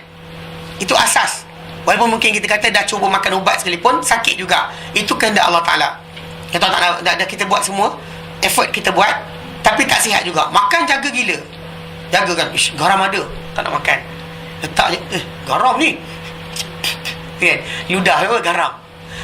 Ada garam di ludah, tu tak senonoh kat lah. Kan tak ada garam tak sedap lah. Kan, tapi dia kata, garam ada ni. Kan, air tak makan garam, air tak makan karbohidrat, air tak makan apa lagi, semua tak makan. Kau makan apa? Kan, tapi last sekali mati juga. Kan, sebab tu jaga tapi mati ya. Kadang-kadang yang pelik je, dia jaga tapi dia kena penyakit yang kronik. Kencing manis, darah tinggi, jaga makan, kena juga. Pelik lah. Tapi sebenarnya kita kata asas, kadang-kadang kita silap. Pasal sebenarnya pemakanan tu penting. Dalam badan anda dua sebenarnya, high density lipid protein dengan low density lipid protein. Tahu tak benda ni? Tak tahu? Okay. Protein lemak dalam badan kita dua jenis. Satu protein lemak, dia kata protein lemak baik, satu protein lemak jahat. Protein lemak yang jahat, yang kerja dia mengisi ruang-ruang saluran darah kita. Bila kelancaran darah tidak berjalan, antibody mungkin tak bergerak, dan bahkan mungkin kita tak ada kawasan tersengal kan, dia disekat pasal saluran tu makin ditutup. Yang ditutup dengan lemak lah. Tapi lemak tadi lemak low density lipid protein, dan dia biasanya low density lipid protein ni terhasil bila orang tu dapat hasil makanan dia, ataupun ada kita panggil apa, dia lemak lama yang badan dia dicairkan, digunakan untuk glukos. Pasal kita bila kita makan gula lebih kan, dia makan gula tapi jadi lemak, Zat. Hati kita punya kerja. Pasal kita makan benda glukos, hati kita punya kerja. Kalau kita lebih sangat dan darah berkitar, dia akan ambil glukos tadi masuk dalam hati, diproses jadi glikogen, kemudian jadi lemak. Dia dua fasa. Dan kalau dia kata orang tu lemak tu lama simpan dan sebagainya, kemudian dia berlapar, kemudian dia tak ada makanan, maka lemak tadi akan jadikan glikogen, jadi glukos balik. Dia akan reverse. Faham tak? Lemak kat sini dia akan ambil makan, pakai balik, recycle lemak lama. Dalam lemak lama ni lah sebenarnya low density lipid protein ni banyak. high density lipoprotein ni sebenarnya banyak pada makanan yang baru. Contoh macam kita makan makanan yang baru, yang barulah, nasi ke apa ke roti ke, dalam itu ada apa? High density. Yang kerja high density tadi, kalau dia kata dekat dalam saluran darah kita ada lemak-lemak sekat, dia akan langgar, dia akan pecahkan dan bawa lari. Macam bayang sini lah, dia melarutkan lemak-lemak yang terletak dalam apa? Dalam saluran darah. High density lipid protein. So kadang-kadang bila orang tu tahan makan, bukan semestinya baik. Ni silap faham. Tak makan pun kenapa sakit juga? Tak. Kadang-kadang mungkin badan kita apa? Tak dapat protein lemak yang sepatutnya. Sebab kenapa jangan makan, jaga sangat sampai apa, tak makan langsung. Kan? Termakan je, bila matilah aku. Makan garam. Jadi konsep tu kena jaga sikit. So sebab kenapa kita kata usaha dibuat. Manakala kita ada penyakit kudis ke apa ke, pergi ubat, jumpa doktor, supaya jangan sampai dia bertambah. Kalau nak kena penyakit, kena jugalah. Bila begitu, kita kata secara asasnya dalam Islam ni, kita kata effort kena buat. Yang sebab itu Allah Ta'ala berikan gambaran, dia kata fi qulubihim marad, dalam hati orang-orang munafik ni ada penyakit. Tapi mereka tak ubat, fazadhumullah marada, akan tambahkan mereka penyakit. Dia kena ragu, syak. Maka Allah tak tambahkan lagi sekali apa? Kufur. Dia bukan setakat ragu dan syak je, tak percaya langsung dah lepas tu. Opposite, totally opposite, tidak percaya langsung pada apa yang disebutkan dalam oleh apa yang dinyatakan oleh Allah Subhanahu Wa Taala kepada mereka. Faham Sambung. Jelas Baik. Seterusnya, dakwah kepada Allah adalah terhadap semua manusia, sehingga kepada orang munafik. Ini kena jaga. Tidak ada dalam Islam ni anda hanya berdakwah pada satu kumpulan tertentu sahaja. Contoh macam ambil golongan elit saja.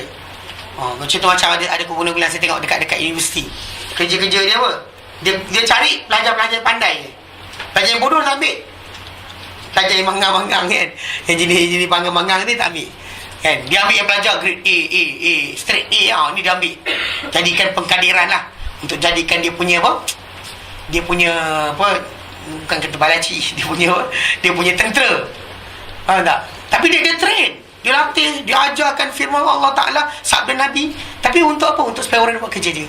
Sedangkan Islam, dakwah Islam kepada semua, tidak hanya kepada orang tertentu saja. Hatta Nabi pernah ditegur bila mana kalau ikut konteks manfaat, kan lebih bermanfaat orang ini, katakan orang yang kuat, berpengaruh, cerdik dan sebagainya, masuk Islam lebih baik daripada seorang yang lemah,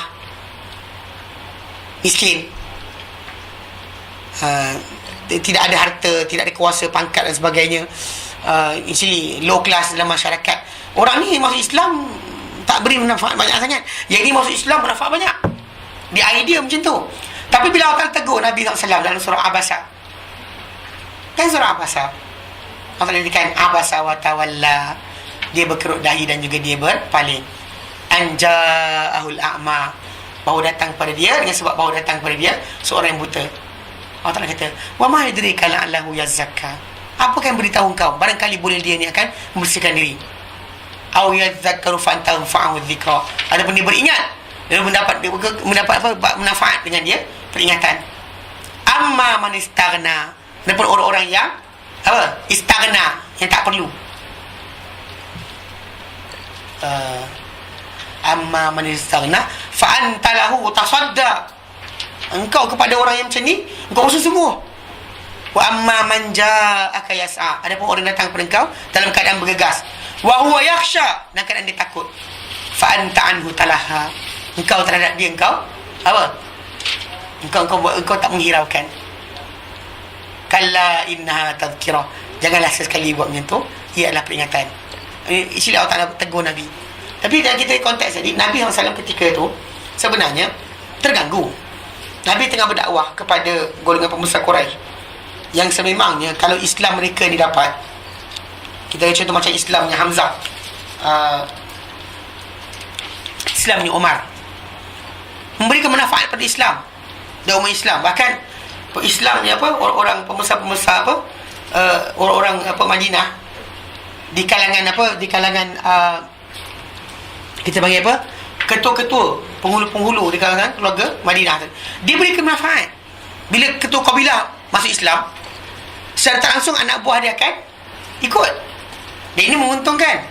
So bila Nabi SAW tengah berdakwah dengan pengusaha Quraisy, memanglah hampir-hampir dah, dan pengusaha Quraisy memang biasa tak nak dengar Nabi dakwah apa. Tapi ketika tu diorang hampir tertoleh. Tengah berdakwah hampir tertoleh tu, datang Abdullah ibn Maktum, pegang badan Nabi, goyang. Orang buta kan biasa macam gitu kan. Dia pegang badan Nabi, dia kata alimni ma'alamakallah, ajarkan aku daripada apa orang tak nak ajar pada kau. Dia goyang-goyang badan Nabi. So Nabi sikit je kerut dak muka, macam tu gitu. Orang tak tegur. Bahkan lepas tu Nabi SAW muliakan Abdullah ibn Maktum kan, Nabi jadikan dia muazzin, Nabi sekian-sekian. Nabi kata ni orang yang aku ditegur kerananya. Kan Nabi kata itu. Jadi ini konteks berkenaan dengan Islam ni. Dakwah kita bukan terhad kepada orang yang kita suka atau orang yang mudah terima. Bahkan ikutkan dari sini, orang munafik pun sebenarnya kita kena dakwah. Nampak munafik dah ni, memang sifat cakap bohong ada, semua ada. Kerana orang munafik ini akan mendapati orang yang menasihati mereka agar tidak melakukan kerosakan. Pasal kita lihat, pasal dalam ayat Quran Allah Ta'ala kan, wa idza qila lahum la tufsidu fil ardi, kan, dia kata kepada mereka jangan buat kerosakan di muka bumi. Maksudnya dia cakap ni pada orang munafik. Yang Allah Ta'ala kata la yu'minu, mereka tak beriman. Kan Allah kata wa ma hum bi'minin, mereka tidak beriman pun. Mereka mengaku mereka beriman dengan Allah dan hari akhirat, tapi Allah Ta'ala kata mereka tak beriman. Namun begitu, dakwah untuk mereka jangan buat kerosakan disampaikan. Dikata kepada mereka jangan buat kerosakan. Dia kata kami buat baik je, kan? Dan apa, menyuruh mereka agar beriman. Wa idza qila lahum aminu kama amanan nas, dikata kepada mereka beriman mana berimannya manusia. Nampak tak nasihat datang, even though diorang telah diisyaratkan oleh Allah Ta'ala sebagai kafir, orang yang tak beriman pun. Luar dia nampak elok, dalam tu rosak habis. Tapi dalam masa sama kita perhatikan Allah SWT tetap orang beriman, para sahabat Nabi SAW dan Nabi sendiri berterusan menyampaikan kepada mereka, ajak mereka buat baik. Walaupun dah Allah Ta'ala isytiharkan mereka ni adalah orang yang tak beriman. Bahkan di hari akhir nanti mereka ni adalah golongan yang neraka paling bawah sekali, tak keluar pun daripada neraka. Tapi dalam masa sama, dakwah pada mereka ni tetap berjalan. Masa mungkin barangkali ada yang nak belajar, ada yang nak berubah, maka itu di dalam ilmu Allah Subhanahu Wa Taala. Kalau dia berubah, maka itu dapat kebaikan pada kita. Ni kadang-kadang orang kita sering salah baca sebenarnya. Bila Nabi kata li ayyahdiallahu bika rajulan wahida, sebab tak beri hidayah pada engkau dengan sebab engkau seorang lelaki, khairun laka min humurin ni'am, lebih baik untuk engkau daripada unta yang merah. Unta yang merah syarat dengan barang, mana harta paling bernilai ketika itu.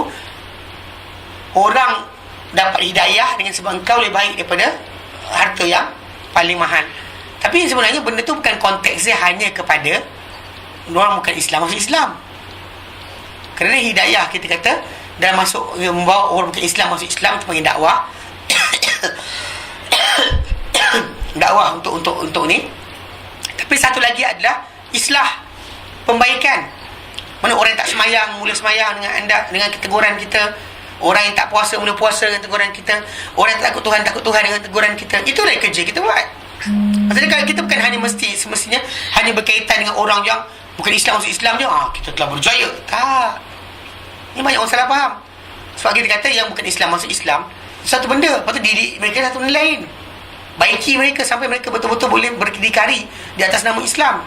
Berbeza dengan tajuk sekarang ni, pada konsep masyarakat kita ni, dia fahamkan bahawa dakwah tu hanya pada orang bukan Islam. Tak, sama Muslim tu pun ada dakwah, dipanggil islah, pembaikan, pengelokan.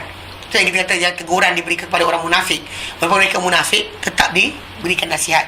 Walaupun timbulnya kekufuran daripada mereka. Walaupun mereka ni telah diisytiharkan Allah Ta'ala, wa ma hum bimu'minin, tidak mereka ni orang beriman. Mereka menipu Allah Ta'ala dan menipu orang beriman. Tapi mereka menipu diri mereka sendiri, tapi mereka tak sedar. Allah Ta'ala nyatakan terus terang. Tapi bila dikata kepada mereka, sudah nasihat, teguran tetap disampaikan. Atau orang munafik masih layan sebagai Muslim, masih layan sebagai Muslim. Kalau kita terkonfirm orang tu munafik sekalipun, layanan sebagai Muslim. Selagi dia tak isytiharkan dia keluar Islam, maka dia punya mayat, kalau dia mati kita kafankan, mandikan, kafankan, semayangkan. Macam berlaku pada Allah bin Ubay, kan ketua orang munafik Madinah. Semua orang tahu bahawa tentang dia ni ketua munafik. Berdasar karakteristik kisah yang berlaku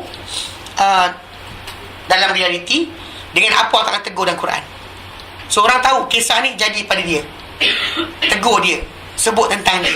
Berdasar pada nama tak sebut, tapi perangai, sifat. So orang tahu dia ni ketua orang munafik. Tetapi ketika dia mati, ada jubah Nabi diberikan untuk balut badannya. Maksudnya Nabi tak ada kata macam tak benarkan dan sebagainya. Nabi kata ambil ya, tapi tak bermanfaat apa-apa. Orang ramai tahu berkenaan dengan dia munafik. Everybody knows. Tapi walaupun Allah kata wa ma mu'min, tapi layanan sebagai seorang Muslim tetap jalan. Disemayangkan, kafankan, mandikan, kafankan, semayangkan, ditanam di kubur orang-orang Islam dan sebagainya. Tak ada dibiarkan mayat dia bersepah. Tak.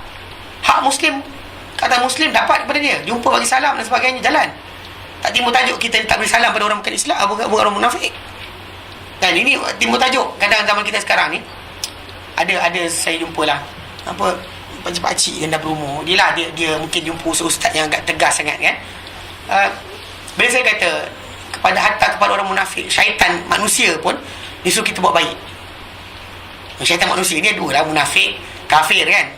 Kita zaman Nabi SAW dahulu, orang-orang musyrikin Mekah kan, orang-orang Yahudi keliling Madinah kan, dikata sebagai syaitan. Syaitan dia pun disuruh buat baik, disuruh kita balas yang baik pada orang berkenaan, pujuk dia, diplomasi dengan dia. Jadi pakcik ni lepas berkelas tu, dia tak puas hati. Dia kata macam mana boleh ustaz, saya rasa takut salah ustaz, saya salah cakap. Saya tak salah cakap, saya kata. Mana boleh orang munafik kita buat baik. Saya kata siapa? Dia munafik, Tuan Haji. Tuan Haji pernah baca dalam sejarah umat Islam, dibiarkan main orang munafik bersepah tepi jalan. Dia diam. Ditanam, disemayangkan, dikafankan. Nabi tak semayangkan. Tapi para sahabat Nabi suruh uruskan. Maksud dia memang Nabi tak semayangkan. Atas saranan Umar, Nabi Umar kata jangan. Lepas tu kemudian ayat Quran turun melarang Nabi SAW berdiri di kubur mereka. Hadir jenazah pun tak boleh atas Nabi. Tapi orang lain uruskan jenazah, uruskan. Faham tak? Bukan maksud Nabi tak datang, maka jenazah tak diuruskan langsung, dibiarkan berulat dekat rumah tu. Mana boleh? Saya kata ada ke macam tu? Hak Muslim kat Muslim berjalan. Dia bagi salam, tuan akan jawab. Saya marah dengan orang, saya tak bagi salam, saya tak jawab salam. Mana boleh, saya kata. Islam mana tuan ikut? Saya kata kena. Selagi dia tak isytiharkan keluar Islam, tuan tak boleh marah. Dia marah lah pasal dia ni kena ikut sunnah lah, ikut sunnah Nabi SAW dan sebagainya. Dia bertegak teking leher dengan orang-orang dekat dalam masjid, surau dan masjid tempat dia tinggal. Dia tinggal Taman Tun, pindah Shah Alam. Shah Alam, gaduh-gaduh, lari ke Kelang. Sekarang kat Kelang masih lagi jadi. So dia kata macam, soal dia kata, bila saya datang tu dia ejek saya. Kata, sunnah tu sunnah. Haji sunnah datang tadi. Memanglah ejek sakit hati. Tapi saya kata, dia tu Haji tak boleh. Tu senyum je lah. Alhamdulillah orang ada orang iktiraf tu Haji sebagai pelaksana sunnah. Kan? Kan Sahih Bukhari kan. Saya kata tu Haji. Tapi memang saya kata, golongan yang tadi cakap tadi, tak confirm munafik lagi pun. Mungkin kejahilan mereka, mainstream Malaysia datang agama Islam kata buat macam tu. So dia apply lah. Cuma tadi kan dekat Putrajaya ada selawat. Serius saya tak boleh jalan. Saya pergi Putrajaya tadi. Jadi bila saya pergi P19 ada kelas. Lepas tu motor nak habis. Lepas tu cari Shell. Pergi P8. Pergi tu dah jam dah. Lepas tu balik je nak balik. Saya sesat. Di rumah kawan saya lepas tu pukul 11 pun sampai rumah dia. Padahal keluar daripada surah P19, P14 belah je. Saya pergi P8, nak balik-balik tak jumpa jalan. Dia kata, wah gila kan, ratusan ribu dikatakan hadir. Itu mainstream. Kita kata kalau cinta Allah, cinta Rasul, Quran dah letakkan dah cinta Allah Ta'ala dan Rasul ada syarat dia. Kalau cinta Allah Ta'ala dan surah Al-Imran ayat 31, qul in kuntum tuhibbunallah fattabi'uni, ikut Nabi. Bukan reka amalan baru, bukan reka upacara baru 4 jam bergendang dan sebagainya kan. Bukan itu kan Islam punya ajaran. Kita diajarkan untuk ikut Nabi, bukan ikut orang-orang yang kita kata mengaku wali dan sebagainya. Itu secara asas kan pelik. Tapi kerana mainstream, so kita kata mainstream lah. So pakcik ni akhirnya bertemu dengan kumpulan macam ni. Tapi dia tak puas hati, dia kata geram. Saya marah ustaz, dia kata. Saya kata tak boleh Tuan Haji. Dia pusing kiri saya kata tak boleh. Dia pusing kanan tak boleh. Dia macam Tapi ada ustaz yang kata pada saya, dia start lah buka nama ustaz dia. Saya kata tak boleh kaji. Sebab tanya pusing pun tak takkan menang. Jangan ni saya kata. Pasal asas pertama betul dorang silap kan, kesalahan pihak masjid dan sebagainya, apa tegur Tuan Haji, kata Tuan Haji ejek Tuan Haji sebagainya, satu benda lain. Tuan Haji bersabar, Tuan Haji dapat pahala. Yang penting kepala, kenapa? Bercampurlah terus, kenapa sampai lari, tinggalkan buat surau asing pula dan sebagainya. Kan bukan ajaran Islam macam tu. Buat teruslah. Kita kata kalau orang ejek Tuan Haji dapat gantian hari akhirat, apa masalah dia? Nothing to lose. Tapi diorang ni saya kata masalah dia kata. Kalau dia kata dalam Quran kali pun Allah Ta'ala suruh Nabi SAW idfa billati ahsan, balaslah dengannya apa? Lebih baik. Daripada orang buat jahat, balas baik. Tak suruh. Dan bila kata buat baik tu, yang buat jahat pada Nabi SAW bukannya para sahabat Nabi, orang musyrik, Yahudi, orang munafik. Tapi Allah Ta'ala kata apa? Balas lebih baik. Balas yang baik. Maksudnya bila Allah Ta'ala ajar Nabi macam tu, datang kita kata opposite. Boleh saya kata. Saya kata dengan Tuan Haji. Saya pun Tuan Haji, saya bukan dia sabar sangat pun. Saya bukan seorang yang sabar, yang kata kalau macam tu macam orang kutuk saya, Assalamualaikum, terima kasih banyak. Saya bukan macam tu pun. Tapi Tuan Haji tanya saya berkenaan perkara ni, saya kata bukan. Takkan saya nak mengiyakan perangai saya. Mungkin perangai saya dulu saya lempang ni orang tu kan. Bukan benda tapi bukan itu kan ajaran Islam. Even though saya buat di opposite, saya tak akan kata apa saya buat tu betul, saya kata. Mana benda yang Nabi tunjuk itu yang betul, yang saya buat dia salah, saya kata. Asas dan Islam ni dituntut pada kita apa yang Nabi tunjukkan. Itu itibak yang kita follow. Jadi saya kata kadang-kadang lah orang munafik ni kita kata teruk macam sebagai masyarakat kita. Dengar je nama apa parti cap keris je, terus tak ada kebaikan. La khaira fihim. Tegur pun tak nak, pergi keduli kahwin pun tak nak. Kan? Mana boleh macam tu? Kan? Cap keris kan? Kalau yang kata parti cap sekali-sekali lagi, tak boleh. Tak boleh macam tu. Kan? Kalau dengan parti roket boleh baik, kenapa dengan parti tak boleh? Kerana sekian sama je. Kan? Masalah benda tu kejahilan manusia, jahil. Ajarkanlah. Kadang-kadang kita ni apa? Berkasar dan keras dan sebagainya. Orang lari daripada kita. Dengan sebab hanya kerana perbuatan, perangai, sikap kita. Memang kita tak tahu apa benda Allah Ta'ala buka hati manusia ni. Tapi kita kata tuntutan Allah Ta'ala kepada kita bukanlah dengan cara yang kita kata tolak, nafik je, buang. Tak. Kita layan sebagai Muslim, nasihat dia, barangkali dapat hidayah, kita tahu bila. Itu je. Mana minta Allah Ta'ala supaya dapat hidayah. Memang tadi pun ada gambar apa? Gambar pakai tudung dan sebagainya, cukup kan, telekong macam wah, ni apa? Alah, apa isteri pimpinan negara ni, dia kan bila program macam besar je ni kan pakai tudung elok dan sebagainya. So semua macam ada kutuk lah, ada sekian. Relax kan, cuma doa dapat hidayah kan, bagus. Kan daripada di sini dalam konsep da'i pendakwah, orang yang kita dakwah tadi, ada yang tentang kita, dia dapat hidayah masuk Islam, dia dapat hidayah taat Allah Ta'ala, lebih baik daripada dia mati dan kafir, atau lebih baik dia mati daripada dalam keadaan buat maksiat. Itu sifat kita kena ada. Kalau dia kata kita ada sifat berkenaan, kita ada masalah. Sebab kalau kita lihat dalam Al-Quran Karim, bila Allah ceritakan berkenaan dengan apa? Ingat kisah Yasin. Kisah Yasin penyanyi tu. Kisah Yasin. Allah nyatakan, wadrib lahum mathalan ashabal qaryati irja'ahal mursalun. Buatlah untuk mereka ni satu contoh. Orang-orang satu kampung ni, bila datang kepada mereka ni para rasul. Irja'ahum musnaini, bila datang kepada mereka ni dua rasul. Fa'azzazna bi thalithin, lalu kami kuatkan dengan ketiga. Diorang dua, kami bagi nombor tiga pula rasul.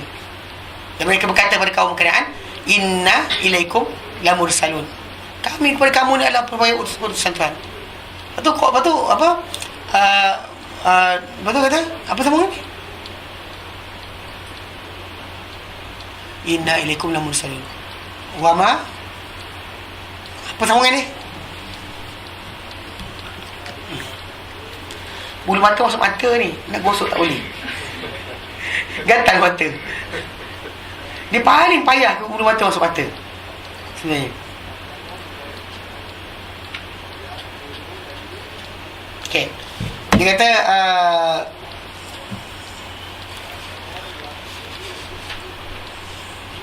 Qalu, mereka berkata, kaum berkata kan, ma antum illa basharun mithluna, tiadalah kamu melainkan sebagai apa? Manusia macam kami. Wa ma anzalar rahmanu min syai', Tuhan penyayang tak turunkan apa-apa. In antum illa takdzibun, tiadalah kamu kan, kamu ni berbohong aja. Qalu rabbuna ya'lamu inna ilaikum lamursalun, mereka berkata, Tuhan kami mengetahui bahawa, Tuhan kita mengetahui bahawa kami kepada kamu adalah sebagai utusan-utusan. Wa ma 'alaina illa al-balaghul mubin, tiada kat atas kami melainkan apa? Pemberi kan penyampaian yang nyata. Qalu inna tatayyarna bikum. Okey. Mereka berkata, kami, ini kau ahli kampung tadi kata, kami berasa bad omen, buruk sangka terhadap kamu. La illam tantaukan, kamu tak berhenti, lanarjumannakum, kami akan lempar kamu dengan batu. Wala masalakum minna azabun alim, akan kena dari kamu, ke atas kamu daripada kami azab yang pedih. Qalu ta'irukum ma'akum ay dzukirtum bal antum kaum musrifun. Okay, apa Rasul tadi jawab, apa kamu ni, apa ta'irukum, bad omen kamu tu bersama kamu. Apa ay dzukirtum, ada kamu ni menolak hanya kerana kamu diperingatkan. In antum illa bal antum kaum muslimun, kamu ni adalah orang-orang yang melampau. Okey, lepas tu tak sebut berkenaan apa? Lelaki datang daripada hujung bandar, wajah min aqsal madinati rajulun yas'a. Okey, qala ya qaumi tabi'u mursalin, mereka dia kata pada kaum dia, ikutlah rasul-rasul tadi, ittabi'u man la yas'alukum ajra, ikutlah orang yang tak minta pada kamu ni upah. Wa hum muhtalun, kerana mereka mendapat petunjuk. Wa ma aliala, dan aku ni kenapalah aku tak boleh jadi, kenapa aku tidak, mengapa tidakkah aku ni menyembah Tuhan yang menciptakan aku, dan kepadanya lah aku kembali. Okey, atakhidu min duni, adakah aku kena ambil Tuhan selain daripada dia? Alihatan yuridni rahman bidurrin, kalau sekiranya dikehendaki terhadap aku ni oleh Tuhan yang penyayang dengan kemudaratan. La tughni anni syafa'atukum syai'a, tak boleh menyelamatkan aku daripada kemudaratan tadi, syafaat selain Allah Ta'ala ni, syai'a sedikit pun. Okey, wala yunqidun, dan mereka tak boleh menyelamatkan aku. Inni idzal lafi dhalalin mubin, sebenarnya aku kalau macam tu, kalau aku buat juga macam tu, aku dalam kesesatan yang nyata. Okey, inni amantu billakum fasma'un, aku beriman dengan Tuhan kamu, maka dengarlah. Okey, ayat lepas tu dia kata qila dakhulil jannah, dikatakan pada dia masuklah syurga. Para ulama tafsir nyatakan lelaki berkenaan bila kan Rasul dia datang, dia datang diberi peringatan, diingatkan kaum dia, ikutlah dinasihatkan. Dibunuh Rasul tadi, dibunuh mereka sekali, dia pun kena bunuh juga, dia mati. Bila dia mati je, Allah Ta'ala kata qila dakhulil jannah, dikatakan kepada dia masuklah dalam syurga. Tapi satu benda yang ajaib kan, dikatakan di balik syurga, lepas tu dia kata apa? Qala ya laita qaumi ya'lamun, dia kata alangkah baik kalau kaum aku mengetahui. Dia masih lagi ada apa? Kesian dengan kaum dia yang bunuh dia. Even tu dia masuk dia kan, dia kata qala laita qaumi ya'lamun, dia kata alangkah baik kalau kaum aku mengetahui. Bima ghafara li rabbi, dengan apa yang Tuhanku ampunkan untukku. Okey, wa ja'alni minal mukramin, dan dijadikan aku dari kalangan orang yang mulia, dimuliakan. So konsep dai tu macam tu. Dia kena tengok orang yang musuhi dia tadi dapat hidayah, bertaubat, dia lebih apa? Lapang dada, lebih bagus daripada orang tu mati dalam keadaan apa? Kemaksiatan ataupun kufuran. Macam lelaki kan, dia mati-mati kena bunuh, dia boleh lagi kata apa? Alangkah baiknya kalau aku tahu apa aku dapat. Kan? Maksud dia membenarkan apa yang dibawa oleh para rasul tadi. Dia boleh fikir macam tu lagi. Kalau kita nak gloating lah, kita nak macam dah muka korang mati masuk neraka. Tak, dia tak. Dia macam boleh, kalau boleh dia nak kaum dia tahu, supaya kaum dia dapat hidayah. Faham tak? Itu sebab kena konsep berkenaan dengan kita nakkan orang tu sampai terkeluar kan. Asal tu cap keris je kena tertongging masuk neraka. Tak boleh macam tu. Ini adalah benda salah. Semua orang adalah maduk umur kita. Cuma masalah kita kata kadar penerimaan tadi, mungkin ada orang tu yang tidak munafik, ada orang tu munafik dan sebagainya. Kita tetap berdakwah je lah. Terima tak terima tu lain cerita. Kalau diterima, alhamdulillah. Tak terima pun alhamdulillah juga. Alhamdulillah juga. Okey. Dan dia kata sambung di antara usul-usul pentadbiran Al-Quran adalah membuat perumpamaan. Ini ada ayat 1 sampai 39 tu, kita dapati di antara uslub Al-Quran, uslub tarbiyah Al-Quran adalah membuat perumpamaan. Perumpamaan Al-Quran akan zahir, menzahirkan yang logik, Dia datang, muncul, menzahirkan logik dalam bentuk yang dapat dirasakan. So idea contoh macam bila Al-Quran datangkan dengan orang yang munafik itu adalah orang yang Allah kata masaluhum kama salil ladzi istawqada nara. Misal mereka adalah seperti misal satu kumpulan kaum yang ada seorang dia nyalakan api. Falamma adaa lahum, falamma adaa apa? Dia kata falamma adaa asma haulahu, bila menyala saja apa sekeliling mereka, zahaballahu bi nurihim, Allah hilangkan cahaya mereka. Wa tarakahum fi dhulumatil la yubsirun, Allah jadikan mereka dalam kegelapan, mereka tak melihat. Summun bukmun umyun, mereka bisu pekak. Summun, mereka pekak bisu, dan juga mereka buta. Mereka tak kembali lah, tak dapat jumpa jalan balik. Itu contoh, taklah berikan contoh macam mana nak bayangkan. Pembayangan ini kita kata dalam Quran Karim antara cara nak zahirkan apakah kedudukan orang. Pasal hati manusia kita tak boleh belah. Kita tak boleh belah hati manusia untuk tahu apa dalam dia. Bahkan kalau kita belah pun tak nampak kufur dan iman tu rupa macam mana. Tapi bila Al-Quran datang dengan contoh, kita nampak benda berkenaan rupa macam mana. Macam orang yang mendoa kepada Allah Ta'ala, seperti orang yang minum cedok air, buka tangan. Kalau tutup tangan, dia minum, buka tangan, air apa dia? Faham tak? Itu gambarannya. Gambaran kita diberikan gambaran. Al-Quran gambaran ni. Semua gambaran itu adalah gambaran-gambaran yang benar. Itu cara Al-Quran ajar kita. Bagi contoh. Jadi kita kata nak ajar orang, macam payah sangat nak ajar. Macam mana nak ajar? Contoh. Mesti ada contoh. Itu perumpamaan. Itu cara Al-Quran Karim ajar. Dia kata yang logik dalam akal kepada yang dapat dipegang, dapat dirasakan. So you can understand. Diberitahu macam ni perangai dia orang, terbelah sekali Allah terangkan rupa dia macam ni, perasaan dia orang macam ni. Atau satu kumpulan lagi yang seperti awal kasaibin, seperti awal hujan.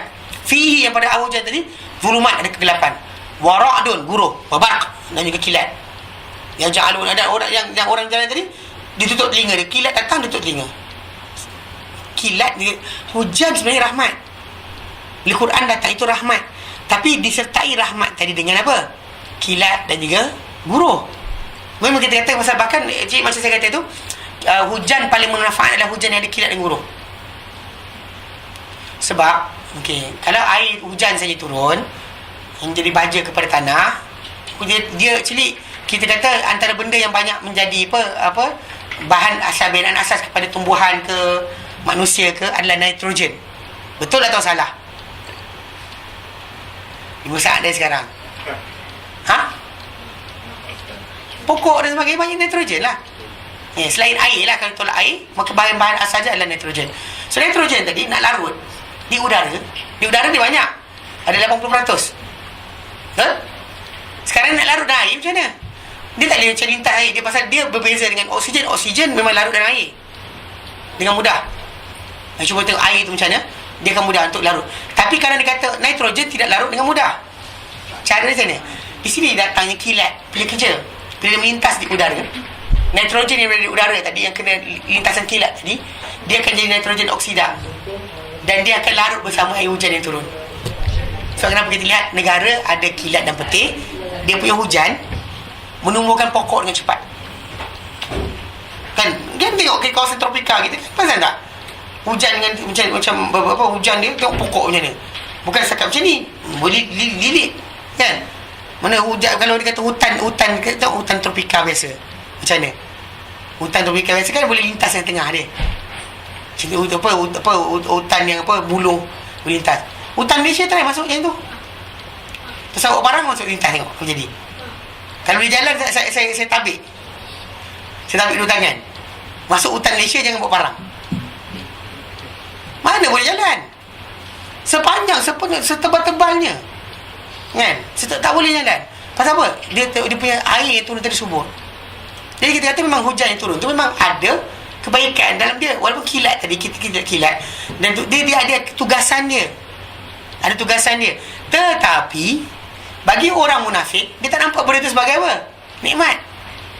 Hujan itu turun, dia tak sibuk dengan hujan yang turun, rahmat yang turun banyak tadi. Dia sibuk dengan apa? Kilat dan petir. Kilat guruh dan kilat. Guruh dan tutup telinga, pasal guruh tu macam menghentam mereka. Tutup telinga tak dengar. Kemudian bila kadang-kadang Islam ni cahaya kilat dia datang terang, so dia nampak kebenaran, so dia berjalan. Lepas tu bila kilat hilang, dia diam. Kan ada orang macam ni, nak perasan orang tu bila Islam menguntungkan dia ambil keuangan Islam, dia kaya, alhamdulillah, inilah kerahmat dan juga kelebihan Allah Ta'ala memberikan pada kita, dia kata. Tapi bila benda yang dia nak buat Islam tak bagi, dia marah. Cuma lah sikit je, bukannya benda pun hari pegang tangan je. Contohnya dia nakkan benda, kata haram lah kan, tapi dia nakkan benda yang haram tadi, dia nak jalankan. So idea tu dia tak nampak tadi, dia apa dia seronok, dia nampak apa tak kena dengan dia, dia menyampah kan. Bila benda tu menguntungkan dia akan sibuk. Tengok Islam lah bagus. Bila Islam kenakan dia dengan hukuman atau larang dia buat benda, apalah Islam ni. Cara separuh kan lah. Bila kita kata berkenaan dengan tajuk apa, tajuk berkenaan dengan apa nasihat hadis Nabi SAW, semua faham kan, kita belajar faham. Tapi bila dalam praktikal, banyak gagal. Contoh macam bila Nabi SAW larang untuk wanita pakai minyak wangi, saya orang macam, asal tak boleh, nanti kau tak bawa badan. Dia sibuk dengan bawa badan dia. Kau kena nak ni, kau kata salah pakai, Nabi kata jangan, tapi lagi. Nampak tak? Last kali Indian kita ada masalah. So, macam mana? Tak tahu kan. Itu yang kita belajar tu. Kan? Kita kan hatta benda yang Nabi SAW nyatakan itu adalah berkenaan dengan tajuk apa tau? Berkenaan dengan tajuk orang wanita pergi masjid. Kau datang jalan pergi masjid, dia kena balik rumah baru datang balik. Tapi sendiri pakai perempuan, Nabi kata. Nabi ni ya, perempuan tak boleh.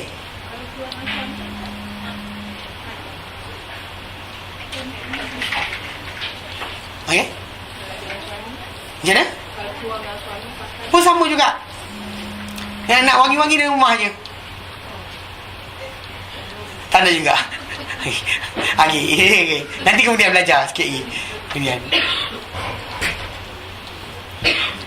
masalah sikit lah, tapi nanti kita lihat.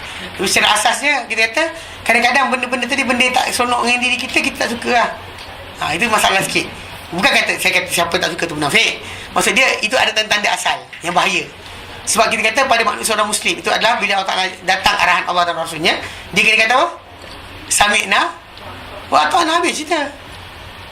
Masalah dia kes ni lah, musafir tanpa mahram, gagal berapa? Ramai yang gagal. Tapi dia nak juga. Kita lantar, saya kata kita pulang. Tapi ada pendapat maksud dia tak yakin pun pendapat berkenaan. Sebab kenapa bila tanya jumpa ustaz, tak kali jumpa ustaz dia akan tanya soalan lain yang sama. Sebab tahu? Sebab idea dia sebenarnya ni, Islam itu adalah kebaikan seluruhnya, rahmat seluruhnya. Bila datang kepada kita teguran dan larangan, maka patuhlah. Allah Ta'ala lebih tahu kenapa patut atau tidak. Kalau kita tak boleh terima benda berkenaan, dan macam mana kita mengisytiharkan asyhadu an la ilaha illallah wa asyhadu anna rasulullah, kan ijtihad benda tu. Ijtihad tapi ada doubt. Macam tapi permission tu masalah dia. Okey. Jadi secara asasnya kita jaga tu. Jadi dia kata contoh ni. Jadi setiap permisalan tadi tu dia cerita contoh macam munafik. Allah tak ceritakan mereka berperangai. Allah tak ceritakan macam mana dalaman perangai hati mereka. Dengar Quran, nampak cahaya Al-Quran, apa mereka jadi. Allah tak ceritakan perangai mereka. Ada cahaya tu lampu padam terus. Ada yang ni nampak jalan sekali-sekali dan sebagainya. Jadi dia kata secara asasnya macam tu. Okey. Dia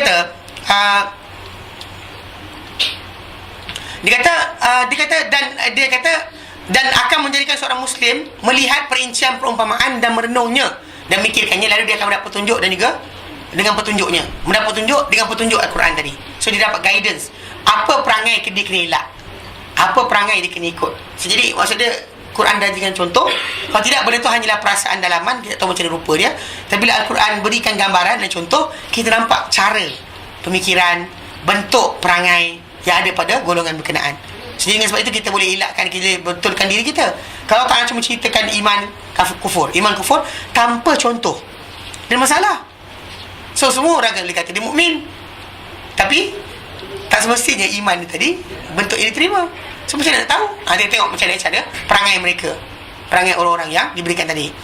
Dia kata, berkata Al-Hakim At-Tirmizi, Hakim At-Tirmizi, dia kata, ketahuilah bahawa pembuatan perumpamaan adalah bagi sesiapa yang gaib daripadanya benda-benda tersembunyi terhadapnya, dan tersembunyi terhadap benda-benda. Maksudnya dia tak nampak, dan juga benda dia tak tersembunyi daripada dia. Sekalian hamba perlukan kepada dibuat perumpamaan bagi benda-benda tersembunyi terhadap mereka. Maka Allah membuat untuk mereka perumpamaan pada sisi mereka, bukan pada sisinya. Bukan Allah Ta'ala perlukan contoh tadi. Contoh tadi untuk kita faham, bukan untuk Allah Ta'ala faham, supaya kita faham, agar mereka mengenali apa yang gaib.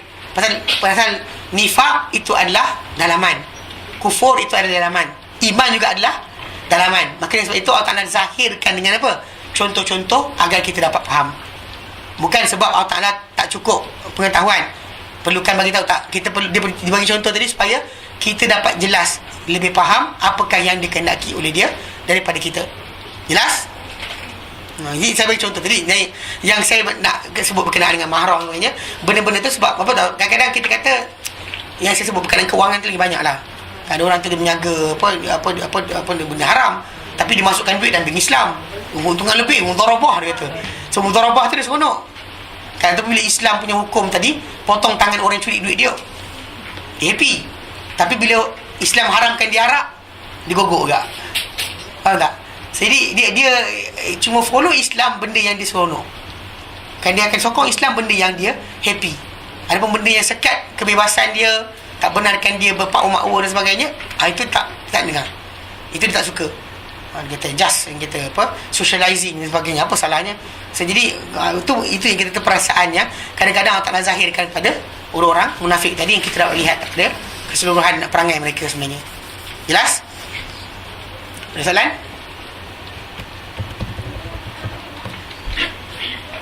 Ada soalan?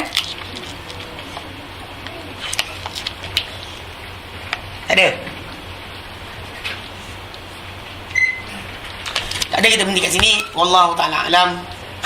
Tadi apa sebut wangi tadi kan? Ya. Kalau perempuan tu memang dia badan bau kan, dia apa? Kan tak? Bau macam mana? Itu bukan kita macam darurat. Ha? Body odor? Ya.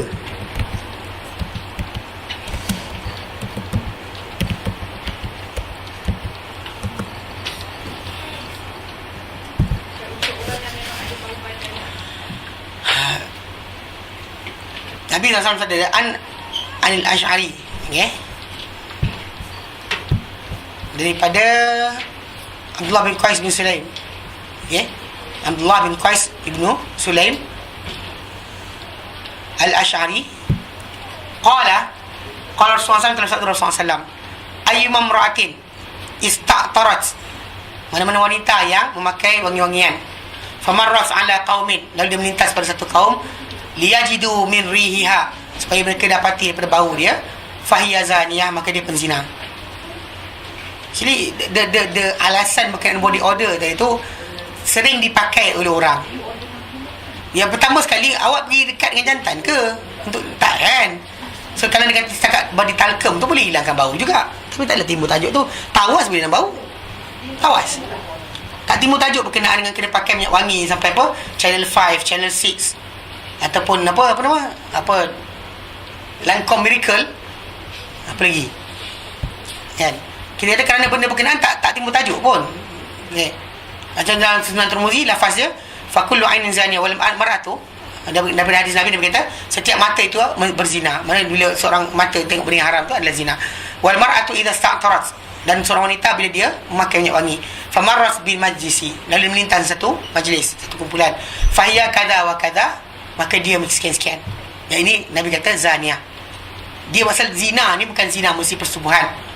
Mana mata kita berzina, hidung kita berzina, mana tangan kita berzina. Mana Allah Ta'ala tulis kata pada anak Adam ni, dosa dia pada badan zina tadi pada semua aspek. Telinga, suara, tangan, langkah kaki. Jadi antara benda yang membawa kita kata dosa perzinaan tadi adalah masalah wangi-wangian tadi. Simbol sebenarnya.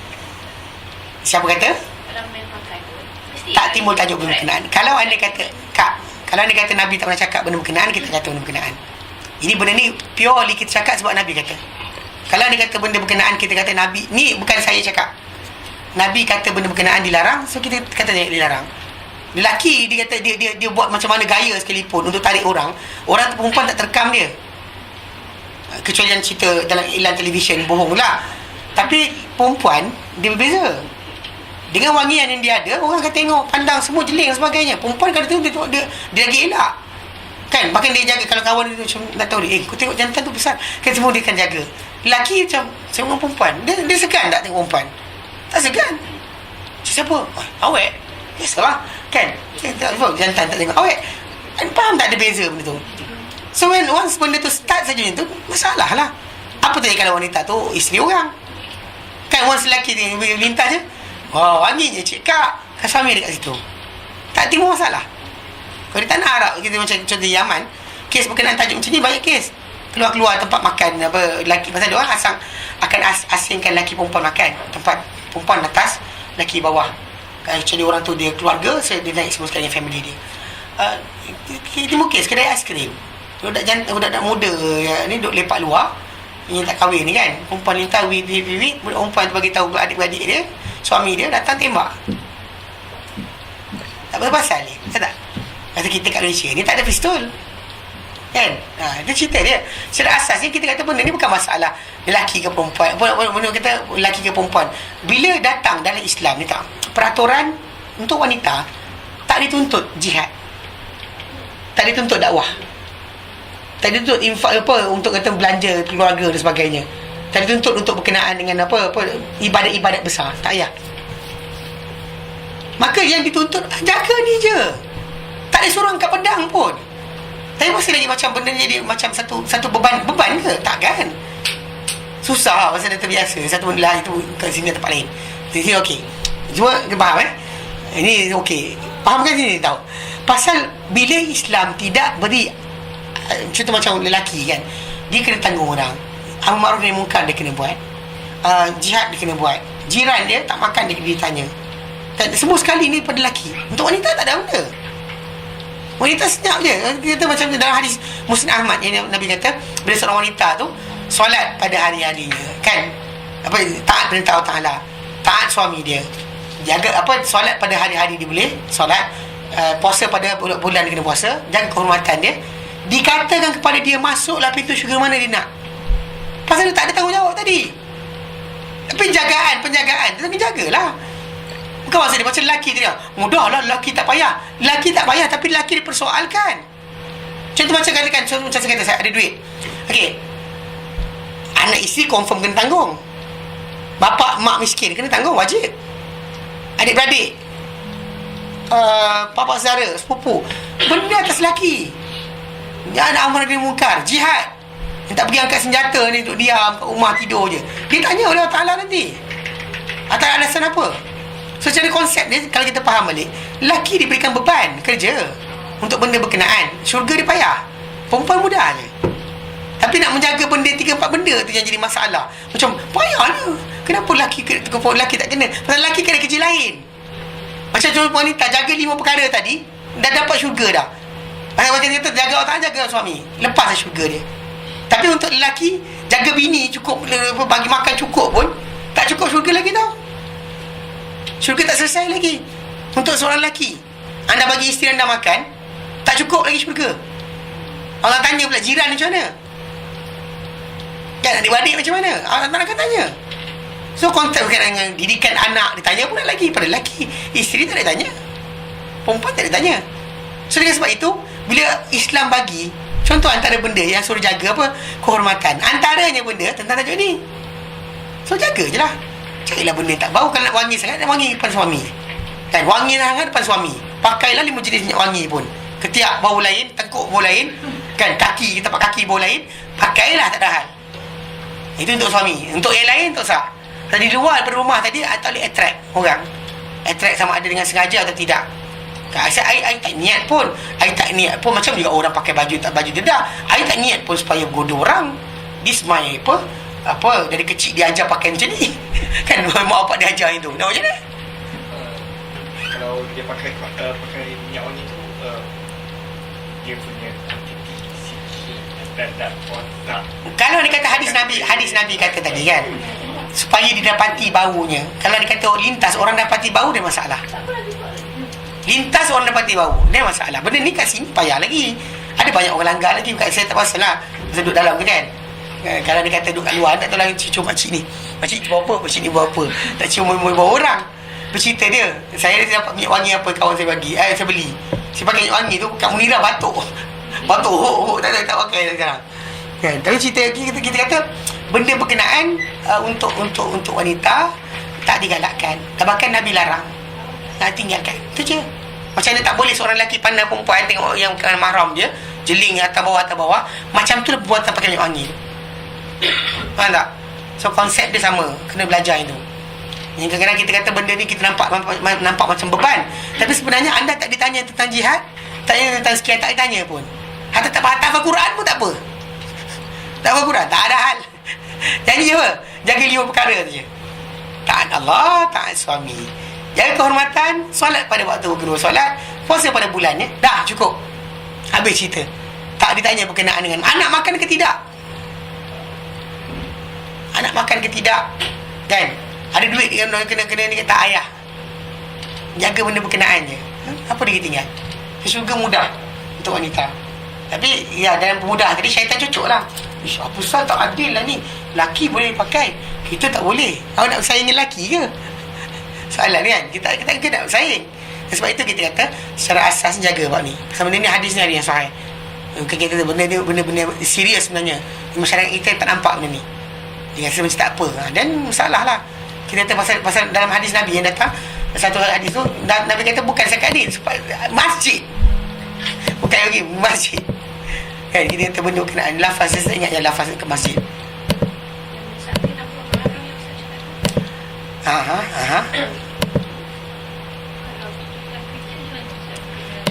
Tuntutan kerja. Kita macam ni.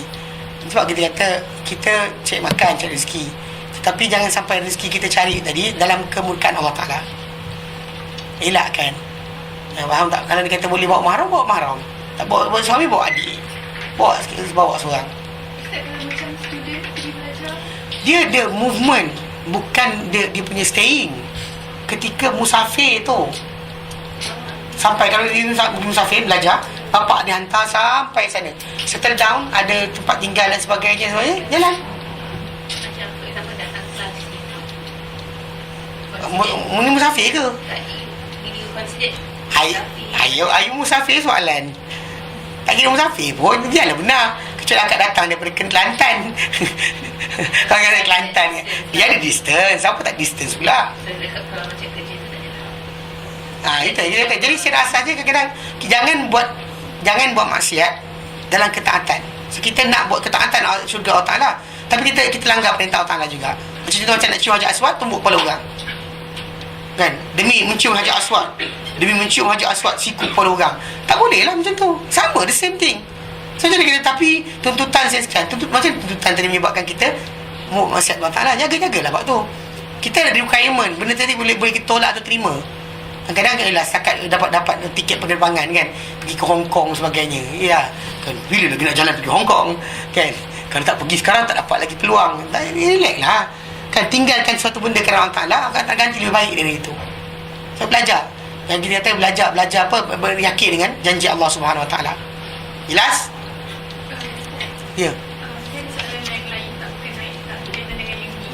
Berkaitan dengan hiburan dalam Islam.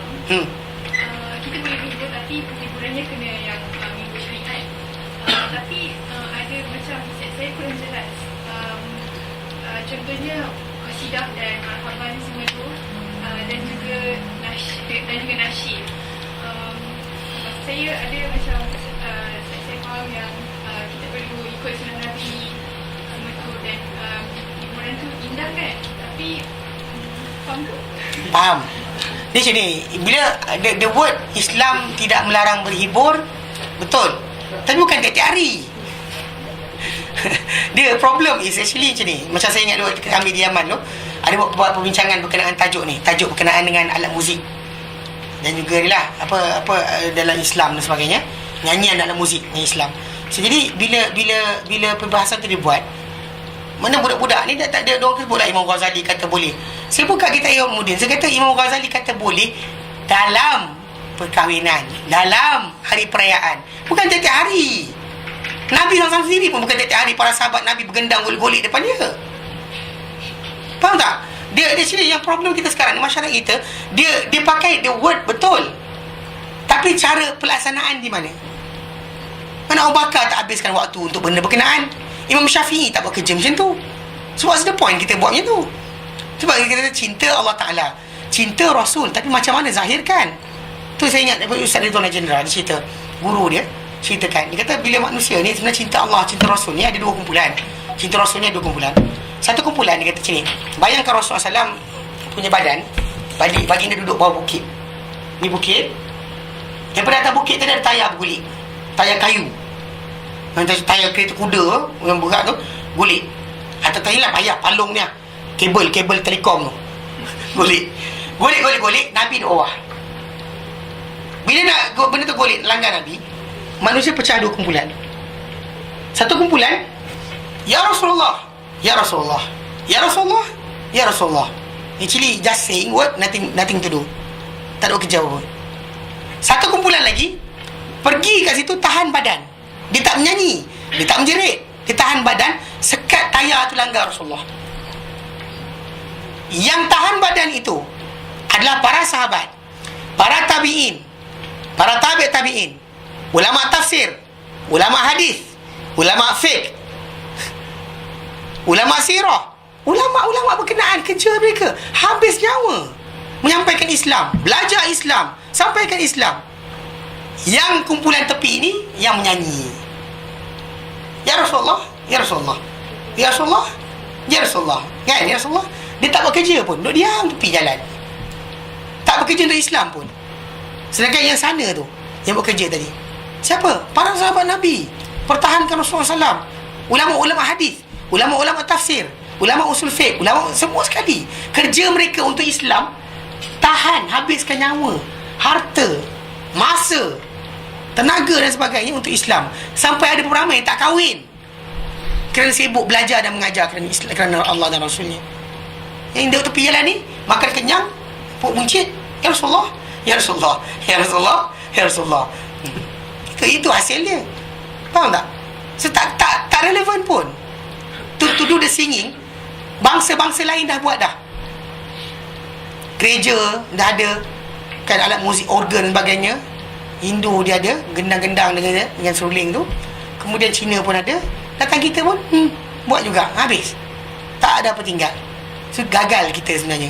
Sebab tu kita kata, bila ada orang kata, saya kata, Ustaz, tapi kita tunjukkan cinta Rasulullah, kena buat macam tu kerana para sahabat nampak Rasulullah. Saya kata Imam Syafi'i tak nampak, Imam Bukhari tak nampak, Muslim tak nampak, Tirmizi tak nampak, ulama-ulama hadis, ulama tafsir tak nampak. Tapi mereka habiskan masa belajar dan mengajar Islam.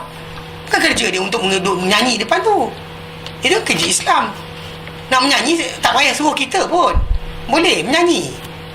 Kan non-Muslim ramai dah buat benda macam tu. Tapi sekarang ni apa beza kita? Sebab kita kata Rasulullah SAW nak dilanggar. Yang kerja tadi dua manusia, satu kumpulan duk nyanyi, satu kumpulan apa? Tahan badan. Yang tahan badan tu kita patut buat, habiskan masa kita, tenaga kita untuk Rasulullah SAW. Bukannya menyanyi tepi jalan, bukannya sibuk gendang. Yang bergendang tadi tak payah suruh kita pun, budak jahil gila pun boleh buat. Panggil ahli muzik, suruh gendang-gendang, tak payah. Tak payah belajar fiqah, tak payah belajar tafsir, tak payah hafal Quran, dia boleh bergendang. Lagi sedap suara dia, panggil artis nyanyi, lagi sedap. Lagi sedap daripada orang yang baca qasidah tu. Lebih sedap, lebih merdu lagi. Panggil awi nyanyi. Ya, anak-anak tu panggil awi nyanyi, dia tarik, dia go, oh, kan lagi sedap daripada orang tu. Tak perlukan kepada ilmu, nothing to look. Apa kaitan dengan Islam macam tu? Sebab kenapa para sahabat tak buat kerja tu? Kalau para sahabat buat kerja tu, jenuh kan, kita apa semua meraihkan Rasulullah SAW. Para sahabat yang bergendang, Nabi keluar rumah je, Sallallahu ala Muhammad. Bila masa Nabi nak mengajar? Nabi masuk rumah, keluar balik je, bergendang lagi. Tak jenuh? Kita pun kalau dia kata tu, kalau orang buat macam tu, kita rimas. Ini bukan pula dia buat tiap hari, tiap minggu dan sebagainya. Dulu dia buat setahun sekali, orang tegur, dia buat tiap minggu, tiap bulan. Lepas tu tegur lagi, dia buat tiap minggu. Tebur dalam masjid, dia buat 2 masjid. Ini semua tak senonoh ni. Kan? Patutnya benda tadi bukan macam tu. Islam bukan macam tu. Untuk buat benda macam tu tak perlukan kepada ilmu, tak perlukan kepada amal, tak perlukan kepada mujahadah. Just to stay and goyang-goyang badan, orang jahil pun boleh buat. Jadi kita sekarang perlukan Islam, belajar, perlu berfikir, belajar bahasa Arab, pening kepala. Ustaz surah hafal, ya Allah ya Tuhanku, nak pecah kepala, kan? Surah hafal huam tak habis lagi. Oh betul, kita belajar untuk memahami Islam itu. Apa Allah perintahkan kita, apa Nabi suruh kita buat, barulah betul kita Muslim. Ini kita kata buat kerja Islam macam mana? Nak menyanyi, bagi saya tak adalah. The word boleh berhibur, tapi salah pakai. Boleh hibur. Tapi dalam SAW dahulu, lelaki ni, para sahabat Nabi SAW ni pedang, kuda dan sebagainya, barulah betul. Ni kelakar tak? Dia orang tengah pergi hasidah semalam, budak-budak daripada kampung keliling tu pergi berempit keliling, naik motor dan ramai. Kata gelak tu, salah. Jelas? Yeah. Kuliah Ustaz Hashimi Cik Pas lepas ini, enjoy your life. Dan esok Yayasan Taklim tutup. Wallahu ta'ala alam. Wassallallahu ala sayyidina Muhammad. Alhamdulillah. Assalamualaikum warahmatullahi wabarakatuh.